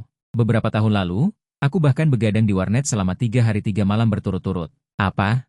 Nora bingung. Maksudnya bermain terus-menerus selama 3 hari 3 malam. Nora menutup mulutnya dan tidak bertanya lagi. Sekarang para petualang dibagi menjadi banyak tim kecil dan sedang mencari seluruh hutan Chensi seperti karpet. Seharusnya tidak lama lagi. Mereka akan menemukan sarang goblin yang tersembunyi di hutan ini. Tuan, apakah kamu ingin aku pergi membantu? Tidak perlu. Ini bukanlah pekerjaan yang aman. Usahakan untuk tidak pergi jika memungkinkan. Aku tidak ingin gadis bertelinga binatangku mengambil risiko terlalu besar. Setelah mereka menemukan sarang itu, tidak ada salahnya untuk pergi membantu. Martinai mengangguk dengan sungguh-sungguh. Rainer pintar, setidaknya memaksaku untuk pintar. Diucapkan oleh seorang gadis kurus dengan bakat intelektual 0. Aku sama sekali tidak merasa senang. Saat itu, Junius menepuk pundakku dari belakang. Bertanya dengan ragu, apa yang kamu lakukan di sini? Menunggu. Menunggu mereka menemukanku, lalu aku akan pergi membantu. Setelah aku mengatakan yang sebenarnya, aku bertanya balik pada Junius. Bagaimana denganmu? Mencari sarang bukan tugasku, aku hanya dibutuhkan jika ada yang terluka. Junius memeluk tongkatnya dan duduk di bawah pohon, lalu menundukkan kepalanya dan mulai memancing. Ingat untuk memanggilku sebelum pergi. Setelah itu, aku meminta Nora dan Martinai untuk beristirahat di tempat, sementara aku dengan berani bertanya kepada Junius, bisakah aku meminjam buku sihirmu? Junius menyerahkan buku di tangannya tanpa berpikir. Buku adalah barang berharga di dunia ini, apalagi buku yang mencatat sihir. Meskipun aku tidak tahu berapa harganya, itu pasti tidak murah. Aku membelai sampul buku yang kasar dan usang. Dengan lembut membuka halaman pertama. Apa kamu bisa membaca? Junius menatapku dan bertanya. Tentu saja, aku tidak hanya bisa membaca, aku juga mengerti banyak bahasa. Bagaimanapun, aku memiliki sistem ceat, jadi aku bisa langsung menerjemahkan apapun yang tidak aku mengerti. Namun, saat ini, Junius tiba-tiba berbicara dalam bahasa lain, mungkin untuk mengujiku, cuaca hari ini sangat bagus. Aku menjawab dalam bahasa yang sama, ini bahasa Rosno, hari ini cerah. Memang bagus. Kerajaan Rosno adalah negara tetangga Diaste, dan biasanya hanya sebagian kecil penduduk yang tinggal di perbatasan yang bisa berbahasa ini. Aku berbicara dengan Junius dalam beberapa bahasa yang berbeda, dia kadang-kadang bisa menimpali beberapa kalimat. Tetapi sebagian besar waktu dia diam. Hal ini membuat Rainer berhasil pamer. Aku tidak menyangka kamu selain demi manusia. Ternyata juga fasih dalam banyak bahasa. Sangat mengagumkan. Junius tampak kagum. Mendengar itu, aku tersenyum canggung. Kemudian Junius mengatakan bahwa setelah pertemuan ini, dia berharap aku menjadi guru bahasanya. Dan tentu saja dia juga akan menjadi guru sihirku. Aku pikir usulan ini cukup bagus. Bagaimanapun, aku akan mengambil cuti panjang setelah menyelesaikan misi. Dan aku punya uang untuk beristirahat untuk sementara waktu. Dan aku menemukan bahwa Junius adalah gadis yang sopan. Dan aku merasa sangat puas bersamanya. Saat itu, sebuah suara hati melayang ke telingaku. Tuan sangat senang mengobrol dengannya, aku iri mereka memiliki sesuatu untuk dibicarakan. Aku menatap Nora. Dan menemukan bahwa orang ini sedang memeluk lututnya dan mengintipku. Setelah mata kami bertemu, dia dengan cepat melihat ke tempat lain. Berpura-pura sibuk. UPS, aku mengganggu Tuan. Aku mengulurkan tangan dan menggosok telinganya, lalu menunduk dan membaca buku. Buku sihir ini. Hanya catatan tentang sihir atribut hidup. Aku melihat daftar isi, lalu mulai belajar dari teknik bola api paling dasar. Mengangkat tangan, sambil membaca buku sambil menyembunyikan mantra. Tetapi setelah berusaha lama, tidak ada reaksi sama sekali. Pesulap harus berkonsentrasi. Jika ingin benar-benar menggunakannya, diperlukan latihan yang terakumulasi dari hari ke hari. Junis tersenyum dan berkata, aku diam-diam menghafal mantra itu, lalu memfokuskan perhatian pada buku dan tubuhku. Segera, aku merasakan sensasi terbakar samar di telapak tanganku, dan asap tipis keluar dari tanganku. Junis langsung berteriak kaget. Bakatmu pasti di atasku. Kamu benar-benar mempelajari teknik bola api hanya dengan melihatnya beberapa kali. Bukankah ini belum dipelajari? Baru berasap sudah padam. Hampir dipelajari. Selama kamu mengendalikan keseimbangan elemen di dalam tubuh, kamu akan segera bisa. Namun, dia bahkan tidak menyelesaikan kata-katanya. Sebuah bola api kecil yang panas muncul di telapak tanganku. Nora dan Martina juga berseru kagum. Terlihat jelas. Itu juga pertama kalinya mereka melihat sihir. Saat ini, aku hanya merasakan telapak tanganku sangat panas. Bagaimana cara menembakkan benda ini? Lakukan saja seperti ini dan seperti itu. Junis berbicara sedikit tidak jelas. Aku tidak tahan. Aku bangkit dan melemparkan bola api itu. Tanpa meleset sedikit pun, bola itu menghantam pohon pinus dan langsung membakarnya. Melihat itu, Junis mengambil tongkat sihir dan melantunkan mantra dengan suara pelan, lalu menembakkan bola air ke titik api, langsung memadamkannya. Untung saja, Junis berkata dengan sangat serius. Datang? Sekarang aku semakin yakin bahwa kamu benar-benar seorang jenius yang langka. Tepat ketika aku sedang mempelajari sihir. Ksatria yang aku temui tadi malam datang menunggang kuda. Dia berkata kepada Junis dengan wajah muram, ayo. Kami telah menemukan lokasi tambang. Kemudian, dia menatapku tanpa mengucapkan sepatah kata pun. Menyadari suasana agak canggung. Ksatria Junis juga merupakan putra penguasa wilayah. Dia sering membantu orang-orang miskin. Tetapi seperti yang kamu lihat, dia akan sedikit kejam dan tidak bisa berkata-kata ketika memperlakukan orang asing. Sudah terlihat, memang agak kejam. Ayo ikuti mereka. Tepat pada saat ini, suara hati Nora terdengar lagi di telingaku. Sepertinya juga ada sedikit dendam. Tuan mengobrol dengan sangat gembira. Bahkan tidak berbicara denganku. Aku menoleh untuk melihat Nora. Kebetulan bertemu pandang dengannya. Dia langsung memalingkan muka dengan perasaan bersalah. Tunggu sampai kembali dan bermain dengannya. Sekarang tugas adalah yang utama. Setelah berjalan sebentar dengan ksatria, kami tiba di lereng bukit kecil yang ditumbuhi pohon pinus. Beberapa mayat goblin tergeletak di bawah lereng bukit. Aku mendongak. Terlihat para petualang memegang senjata, menyergap di kedua sisi pintu masuk gua goblin, sebuah pintu masuk yang tertutup pohon pinus. Ksatria lain mendekati pintu masuk gua dan berkata dengan dingin, Dimas. Mereka bersembunyi di dalam dan tidak keluar. Mari kita masuk. Tapi mustahil untuk meracuni goblin sampai mati. Di dalam gua karena sarang mereka memiliki banyak jalan keluar. Junis melemparkan bola api ke dalam gua. Mari kita lihat situasinya di dalam. Dimas menoleh dan berkata kepada Junis dengan nada tinggi. Junis mengangkat tongkatnya dan berjalan ke tengah gua, mengeluarkan obor dan menyalakannya. Dimas dan ksatria lainnya mengambil obor. Dimas berjalan di depan, dan para petualang lainnya mengikuti di belakang mereka. Pada saat ini, Martina yang diam tiba-tiba berbicara. Ada jebakan. Apa yang mereka lakukan? Apakah mereka tidak takut mati? Apa maksudnya? Ini bukan goblin biasa. Mereka akan memasang jebakan di dalam gua. Jika batu besar jatuh, mereka tidak punya tempat untuk bersembunyi. Mereka semua akan menjadi daging cincang, katanya, lalu menambahkan. Kelalaian bisa menyebabkan kematian. Melihat mereka berjalan semakin jauh, teringat Junis juga ada di dalam tim. Dalam keadaan panik, aku berteriak, "Tunggu!" Mendengar itu, semua orang berhenti dan menoleh untuk melihatku. Aku menerjemahkan kata-kata Martina dan mengatakannya. Namun, yang kudapat hanyalah ejekan mereka. Goblin mana yang akan menggunakan jebakan? Mereka hanyalah sekelompok binatang berkulit hijau. Anak muda seharusnya tidak begitu penakut.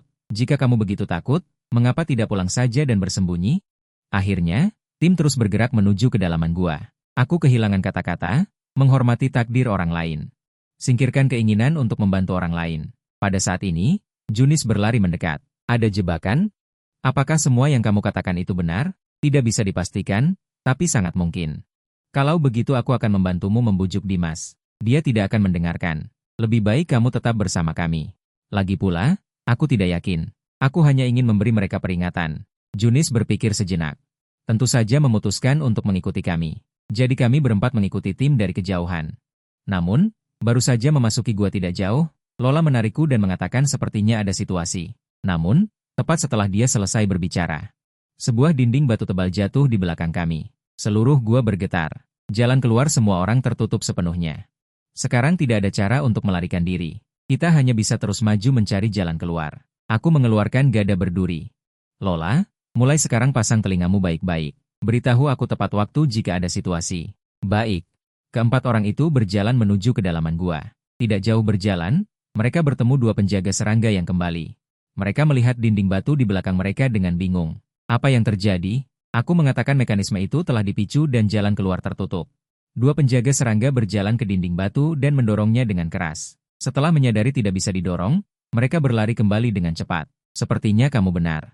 Tapi Dimas tidak mendengarkanmu. Aku pernah membersihkan beberapa sarang goblin, tapi hanya kali ini aku mengalami kejadian aneh seperti ini.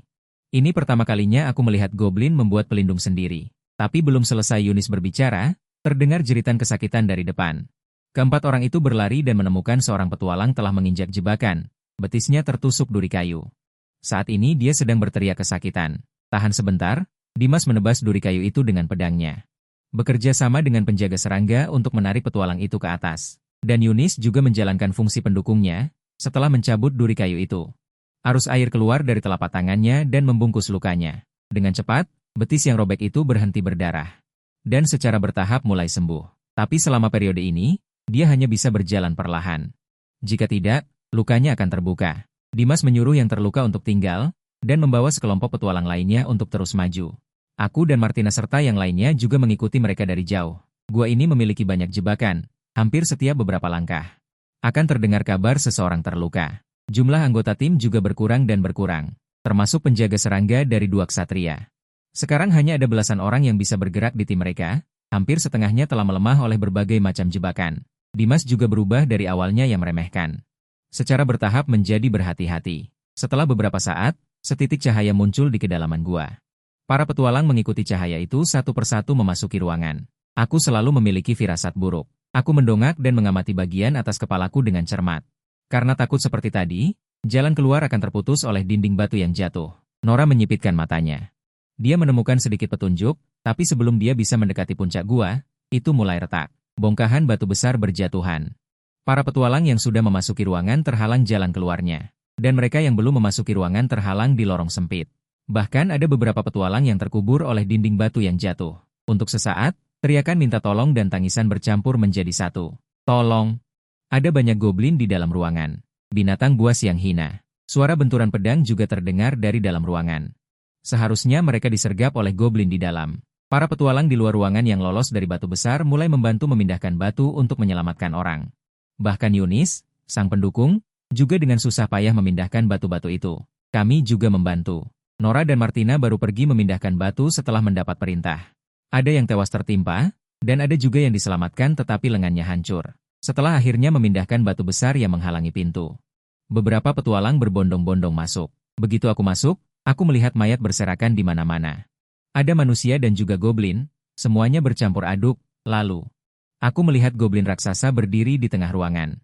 Dia dikelilingi oleh goblin kecil. Perbedaan antara dia dan goblin lain bukan hanya pada ukuran tubuhnya. Perlengkapannya juga sangat berbeda. Tidak hanya mengenakan baju besi berkarat, tangan kanannya juga memegang pisau besar.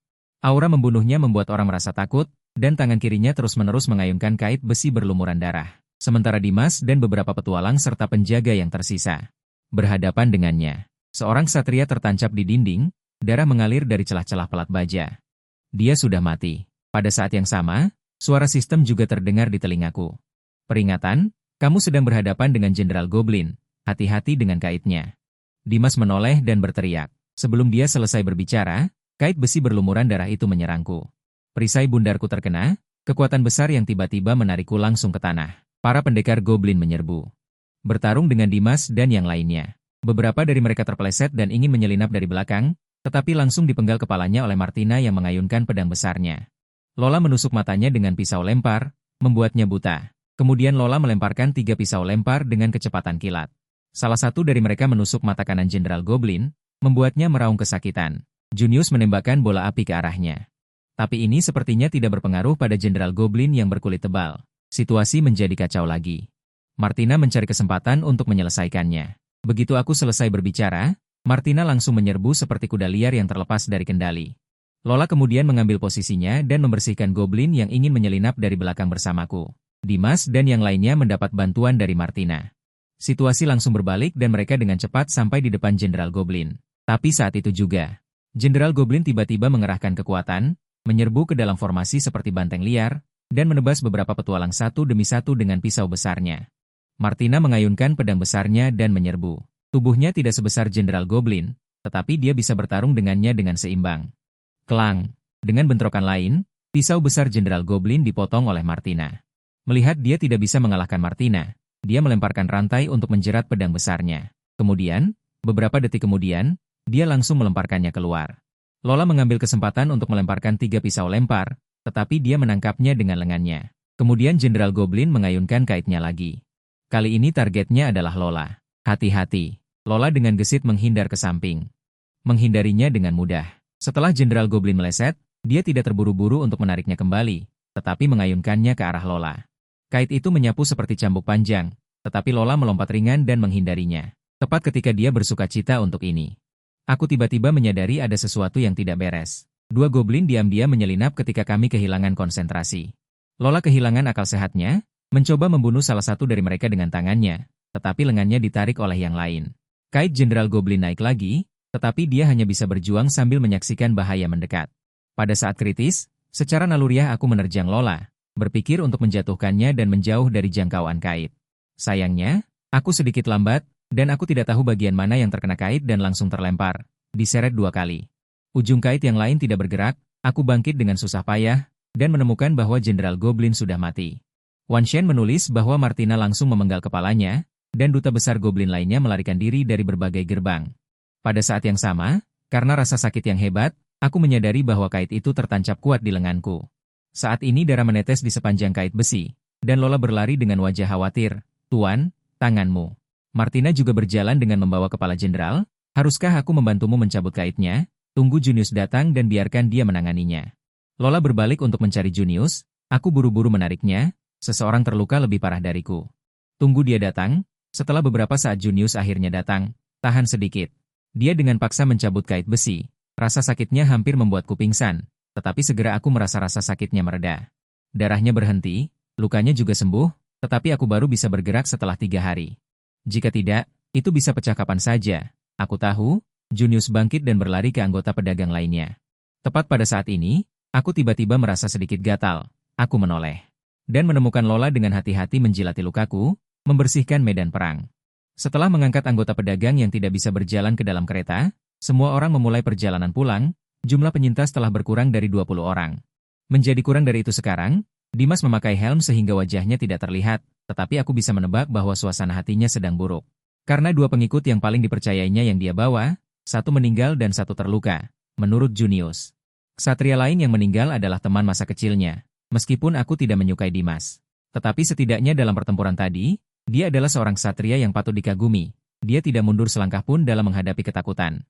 Selalu berada di garis depan. Tepat pada saat ini, suara hati Lola juga terdengar di telingaku. Itu semua karena aku, Tuan terluka, aku seharusnya lebih berhati-hati. Aku benar-benar bodoh, aku menggunakan tangan kiriku yang hanya bisa bergerak, untuk menyentuh telinga Lola. Jangan menjilat luka lagi di masa depan, Lola sedikit terkejut, tatapannya menunjukkan sedikit rasa rendah diri yang sulit untuk diperhatikan. Maaf, itu yang diajarkan ibuku. Dia bilang kalau terluka, bisa menjilat lukanya. Dengan begitu akan lebih cepat sembuh. Dulu waktu kecil kalau aku terluka, dia akan melakukan itu. Aku adalah demi-human. Wajar jika Tuan merasa jijik. Aku terlalu bodoh. Mendengar suara hati itu, aku bertanya-tanya. Apa yang kau pikirkan yang bukan-bukan?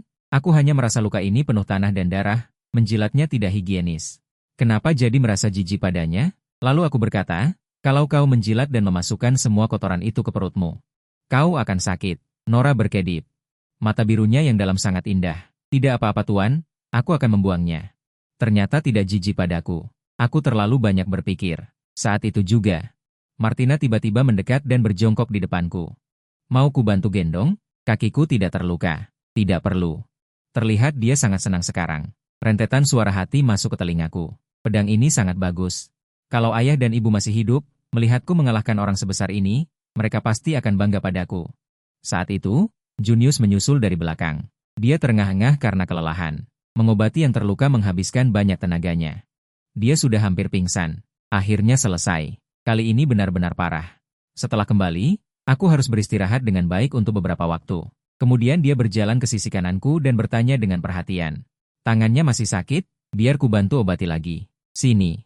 Saat Junius terus membantuku mengobati, suara hati Nora yang kesal terdengar. Wanita ini, tadi menunggunya sangat lama baru datang, membiarkan Tuan kehilangan banyak darah. Aku menatap Nora. Alisnya sedikit berkerut, sepertinya dia marah. Tapi aku memahami Junius, lagi pula saat itu ada banyak orang yang terluka lebih parah dariku. Setidaknya dibandingkan dengan para petualang yang kehilangan tangan dan kaki, aku jauh lebih baik. Terima kasih. Aku berkata. Junius tersenyum. Bukan masalah besar. Ketika semua orang kembali ke kota Melode, hari sudah malam. Karena kelelahan, aku berencana untuk beristirahat semalam di penginapan kota. Besok baru pulang. Aku melihat ke tas, dan menemukan isinya penuh dengan koin tembaga. Aku kadang-kadang bisa melihat beberapa koin perak. Aku tidak mengambil misi di guild petualang, hanya membantu di jalan saja. Aku melemparkan uang itu kembali. Aku tidak ingin mengambil keuntungan kecil ini. Dimas melemparkan uang itu kembali. Terima kasih, Anda juga berkontribusi. Saya minta maaf atas ketidaklogisan saya saat itu. Kemudian, dia tidak memberi saya kesempatan untuk menolak dan berbalik dengan kudanya dan pergi. Setelah pergi jauh, dia berbalik dan berkata, Lai Ene, aku berhutang budi padamu. Untuk ini, saya hanya bisa mengangkat bahu tak berdaya, dengan waspada membeli 2 ayam asap, dan membawa wanita kurus itu untuk mencari toko perawatan untuk beristirahat. Nora menggelengkan kepalanya. Aku tidak lapar. Tuan, kalian makanlah. Saya meletakkan roti hitam di tangan saya. Benarkah? Tatap mataku dan katakan sekali lagi. Nora dan Raina saling menatap, tetapi segera dia dengan rasa bersalah mengalihkan pandangannya. Tanganku terluka. Seseorang perlu menyuapiku, tetapi Martina berkedip ke arahku pada saat yang tidak tepat. Saya buru-buru memberi isyarat agar dia tidak ikut campur. Nora mengerti dan dengan cepat berjalan ke arahku. Biar aku yang menyuapi. Dia memotong roti hitam sangat tipis dan menyuapi saya sepotong demi sepotong. Kemudian, dia menyerahkan paha ayam asap ke mulutku. Mungkin Nora sendiri tidak menyadarinya. Setelah melihat daging itu, dia tanpa sadar mulai mengeluarkan air liur. Makanlah sendiri. Aku tahu kamu pasti lapar. Melihat Nora masih ragu-ragu, aku menambahkan nada suaraku. Apakah kamu ingin aku menyuapimu secara pribadi? Nora menggigit kepalanya dengan keras dan akhirnya memasukkan daging ke mulutnya. Dia mulai menyalahkan dirinya sendiri lagi di dalam hatinya. Nora, dasar bodoh. Mengapa kamu selalu membuat Tuan marah? Dasar bodoh, dasar bodoh. Saya terdiam, tetapi juga tidak punya energi untuk repot. Saya berencana untuk menjelaskan semuanya kepada Nora besok. Setelah makan, saya berbaring di tempat tidur dan tertidur. Saya tidak tahu berapa lama berlalu. Ruangan itu gelap gulita. Aku bisa mendengar dengkuran Martina dan bisa merasakan Nora menyodok pipiku. Tuan sepertinya sudah bangun. Ada apa? Ada masalah? Nora menjawab dengan suara bergetar. Tuan, hukum aku. Menghukummu? Bagaimana cara menghukum? Aku menyentuh telinganya. Perasaan berbulu ini membuatku sedikit menyukainya. Nora tergagap. Setelah sekian lama, dia tidak bisa memikirkan ide, tetapi suara hatinya melayang ke telingaku. Sentuh ekor. Aku terkekeh dan berkata sesuai dengan suara hatinya. Aku punya ide. Bagaimana kalau kamu membiarkanku menyentuh ekormu? Siapa sangka Nora langsung menolak. Tidak bisa. Melihat dia merasa bersalah dan menyalahkan diri sendiri karena hal semacam ini, aku tertawa dan mengungkapkannya. Jika kamu setuju, ini masih disebut hukuman? Duduklah di ranjangku. Dengan jujur ulurkan ekor kucingmu. Baiklah, Nora duduk di tepi ranjang dengan ekor kucingnya. Ekor kucing itu sulit ditangkap seperti bayangan di malam yang gelap. Dengan bantuan cahaya bulan, aku mencari kesempatan dan bertindak tegas, dengan akurat menangkap ekornya. Nora berteriak kaget, menatapku dengan menyedihkan. Hanya boleh disentuh, tidak boleh ditarik. Kalau tidak, aku akan sakit perut. Rasanya seperti pegangan telah ditangkap oleh orang lain, dan aku tidak bisa melawan. Perasaan yang aneh. Aku tersenyum dalam hati, lalu mendekatkan tanganku ke pangkal ekor. Kemudian aku langsung menggenggam erat ekornya. Nora mengeluarkan suara kesakitan, tangannya mencengkeram erat papan tempat tidur. Kuku-kukunya menancap di kayu. Aneh sekali. Saat itu, suara hati Martinai melayang. Apa yang mereka lakukan? Mungkinkah Nora sedang? Aku mengangkat kepala dan melihat ke seberang, dan menemukan bahwa Martinai sepertinya tidak sengaja terbangun karena kebisingan. Dia kebelet pipis. Kapan mereka berdua akan selesai? Belum selesai menyentuh ekor, aku hampir mati karena kebelet. Seharusnya aku tidak minum terlalu banyak air tadi. Ternyata dia terbangun karena kebelet pipis. Kalau begitu tidak apa-apa. Namun, Nora belum menyadari bahwa Martinai sudah bangun. Dia masih memohon dengan suara pelan, "Tuan, aku salah. Lepaskan. Lain kali aku pasti akan lebih berhati-hati." Hubungan mereka berdua tidak biasa. Tidak heran Nora begitu mempercayainya. Sudahlah, aku sangat kebelet. Dia tiba-tiba duduk tegak, yang langsung membuat Nora terkejut dan melompat. Kemudian dia berpura-pura tidak terjadi apa-apa. Berjalan mondar-mandir di dalam kamar. Setelah Martinai menyelesaikan urusannya, dia berbaring kembali di tempat tidur. Hanya 10 detik kemudian, aku mendengar dengkurannya lagi. Tetapi Nora sangat ketakutan, dia berdiri di tepi tempat tidur dengan bingung. Semua suara hatinya melayang ke telingaku. Ketahuan. Apa yang akan dipikirkan Martinai tentangku mulai sekarang? Dia pasti akan menganggapku wanita yang tidak tahu malu.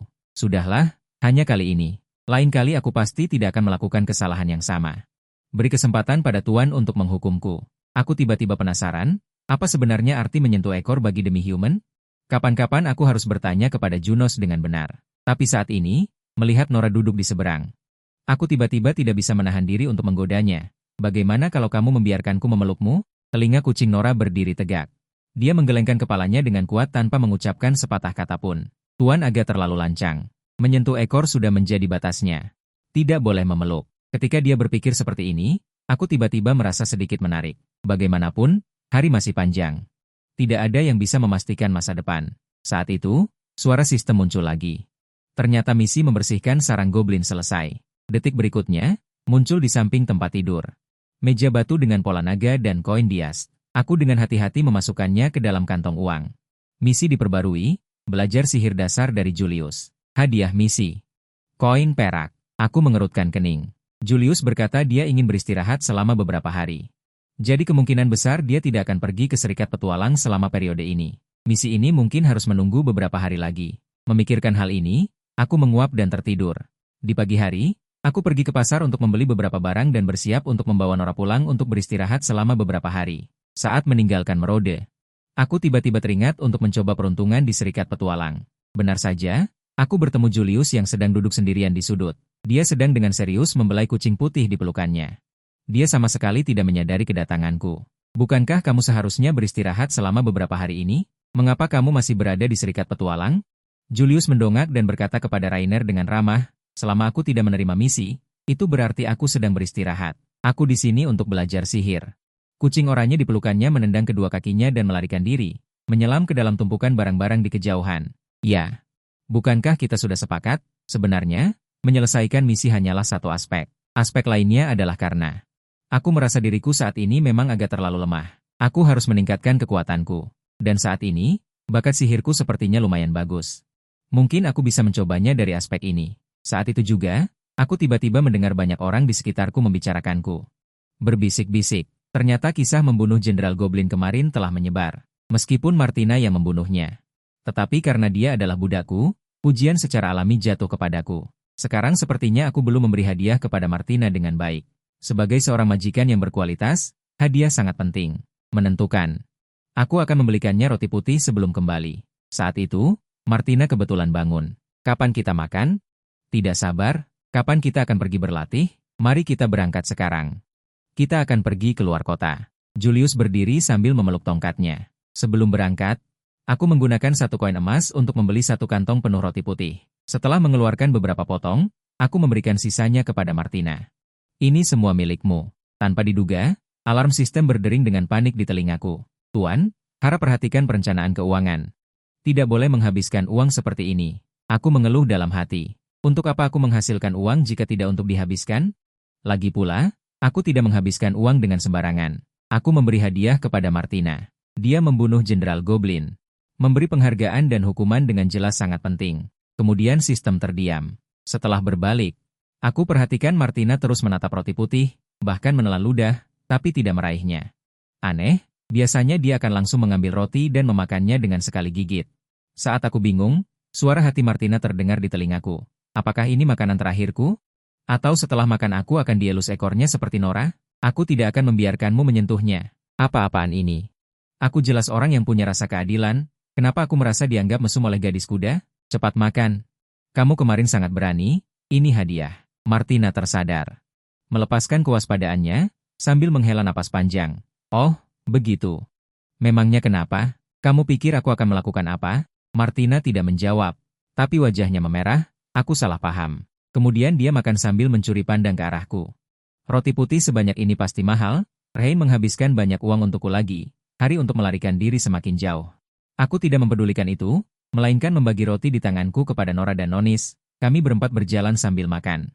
Nonis menggigit roti putih dan berkata, roti putih pada dasarnya adalah makanan rakyat jelata. Dan Nonis tidak terlihat seperti rakyat jelata, kamu pasti seorang bangsawan? Nonis tersenyum. Bangsawan mana yang sepertiku? Setiap hari bermain dengan kucing di kuil petualang? Aku menyipitkan mata menatapnya. Orang ini kulitnya halus dan lembut, sekilas tidak terlihat seperti orang yang pernah bekerja, dan dari mana rakyat jelata bisa melatih penyihir seperti dia, apalagi tongkat yang dipegangnya, tongkatnya memang terbuat dari kayu. Tapi di ujungnya ada batu rubi merah yang sangat indah, jelas bukan barang murahan. Dari sini terlihat dia bukan bangsawan. Ya bangsawan, tebak saja, anggap saja aku penyihir pengembara. Tak lama kemudian mereka tiba di luar kota Merode. Setelah menemukan sentuh kaisar, dia menyerahkan buku sihir itu kepadaku, dan mengatakan jika ada yang tidak aku mengerti, tanyakan saja padanya. Dan di rumahnya juga ada buku sihir elemen air. Jika besok aku belajar, dia akan membawanya, dan bertemu lagi di kuil petualang. Aku mengangguk, lalu melihatnya dengan serius, sementara Nora dan Martina bebas beraktivitas di samping. Dua gadis telinga binatang itu sepertinya sedang membicarakan hal yang menarik. Martina terus tertawa. Tidak heran mereka begitu mempercayaimu. Nonis mengikuti pandangan Lena, tiba-tiba berkata, kenapa Lena? Aku tidak sama denganmu, aku pikir selain aku, tidak ada orang yang akan memberi demi human makan roti putih. Kamu juga memberi demi human makan roti putih? Identitasmu tidak biasa. Ini Nonis tiba-tiba mendekatiku. Dia berkata dengan misterius, kamu benar-benar penasaran dengan identitasku. Sedikit penasaran. Aku meliriknya, katakan saja langsung padaku, aku tidak akan membocorkannya. Baiklah, akan kuberitahu. Nonis menghela napas. Dengan nada sedikit tak berdaya, dia berkata, sebenarnya aku bukan orang Dias, aku melarikan diri ke sini. Apakah kamu bangsawan? Nonis mengangguk. Dia mungkin putri seorang duk. Melarikan diri dari negara mana? Aku tidak bisa memberitahumu yang ini. Nonis menggelengkan kepalanya dengan tulus. Maafkan aku tebak dia berasal dari Rosno, karena selain bahasa Dias, dia paling fasih berbahasa Rosno. Nonis bisa menahannya. Hanya mata Lena ini bertanya padaku, bisakah kamu memberitahuku, mengapa kamu begitu baik pada demi human? Demi human juga manusia. Menurut pengamatanku, selain kekuatan mereka yang lebih besar. Sedikit perbedaan dengan manusia di beberapa tempat, tapi secara keseluruhan hampir sama. Dan mereka lebih jujur dan baik. Jika kamu baik pada mereka, mereka juga akan mencari cara untuk membalasmu. Pendapatmu hampir sama denganku. Nonis tersenyum dan berkata, lalu menepuk bahu Lena, teruslah belajar. Dia bisa mengingatnya dalam waktu kurang dari setengah jam. Dengan kecepatan ini, dia akan segera belajar bahasa Barnet. Waktu berlalu dalam sekejap mata dan hari sudah sore, dan Nonis juga harus pulang. Setelah berpamitan dengannya, aku memanggil ke arah yang tidak jauh. Dua gadis telinga binatang yang sedang bermain berlari kembali. Martina menahan tawanya, dan Nora tersipu malu, tetapi tidak satupun dari mereka yang berbicara. Dalam perjalanan pulang, dua gadis telinga binatang yang berjalan di depan terus bermain-main. Martina selalu mengeluarkan tawa yang menakutkan, membuat Nora marah. Sudah, kalian berdua, jangan ribut. Meskipun jalan ini dipatroli oleh milisi, kadang-kadang ada juga perampok yang datang. Lebih baik berhati-hati. Nora tidak lagi memperhatikannya. Kedua gadis telinga binatang itu mungkin tidak tahu bahwa suara hati mereka sudah masuk ke telinga Rainer. Ternyata mereka suka dielus ekornya oleh Rainer. Pasti ingin punya pacar. Kurasa tidak lama lagi mereka akan berpacaran. Martina benar-benar menyebalkan. Aku jelas tidak bermaksud seperti itu, sengaja menyesatkanku untuk mengatakan hal yang salah. Aku akan membuat orang ini terlihat bagus setelah kembali. Melihat ini, aku berspekulasi. Martina dari Kota 8 tadi malah melihat Nora dielus ekornya. Kemudian dia menggoda Nora tentang hal itu, mengira itu adalah sesuatu, setelah menyentuh ekor Nora. Saya harus mulai mempertimbangkan. Setelah Martina tiba di rumah, keduanya mulai mengejar satu sama lain di kamar. Namun pada akhirnya Nora lebih unggul. Dengan mudah meraih ekor kuda Martina. Aku salah. Jangan sentuh ekorku. Martina mendengus pelan, dan melepaskan Martina. Kemudian dia mengambil kapak dan pergi keluar untuk membelah kayu bakar. Ini aku dengan sungguh-sungguh menatap Martina. Aku juga ingin menyentuh ekormu.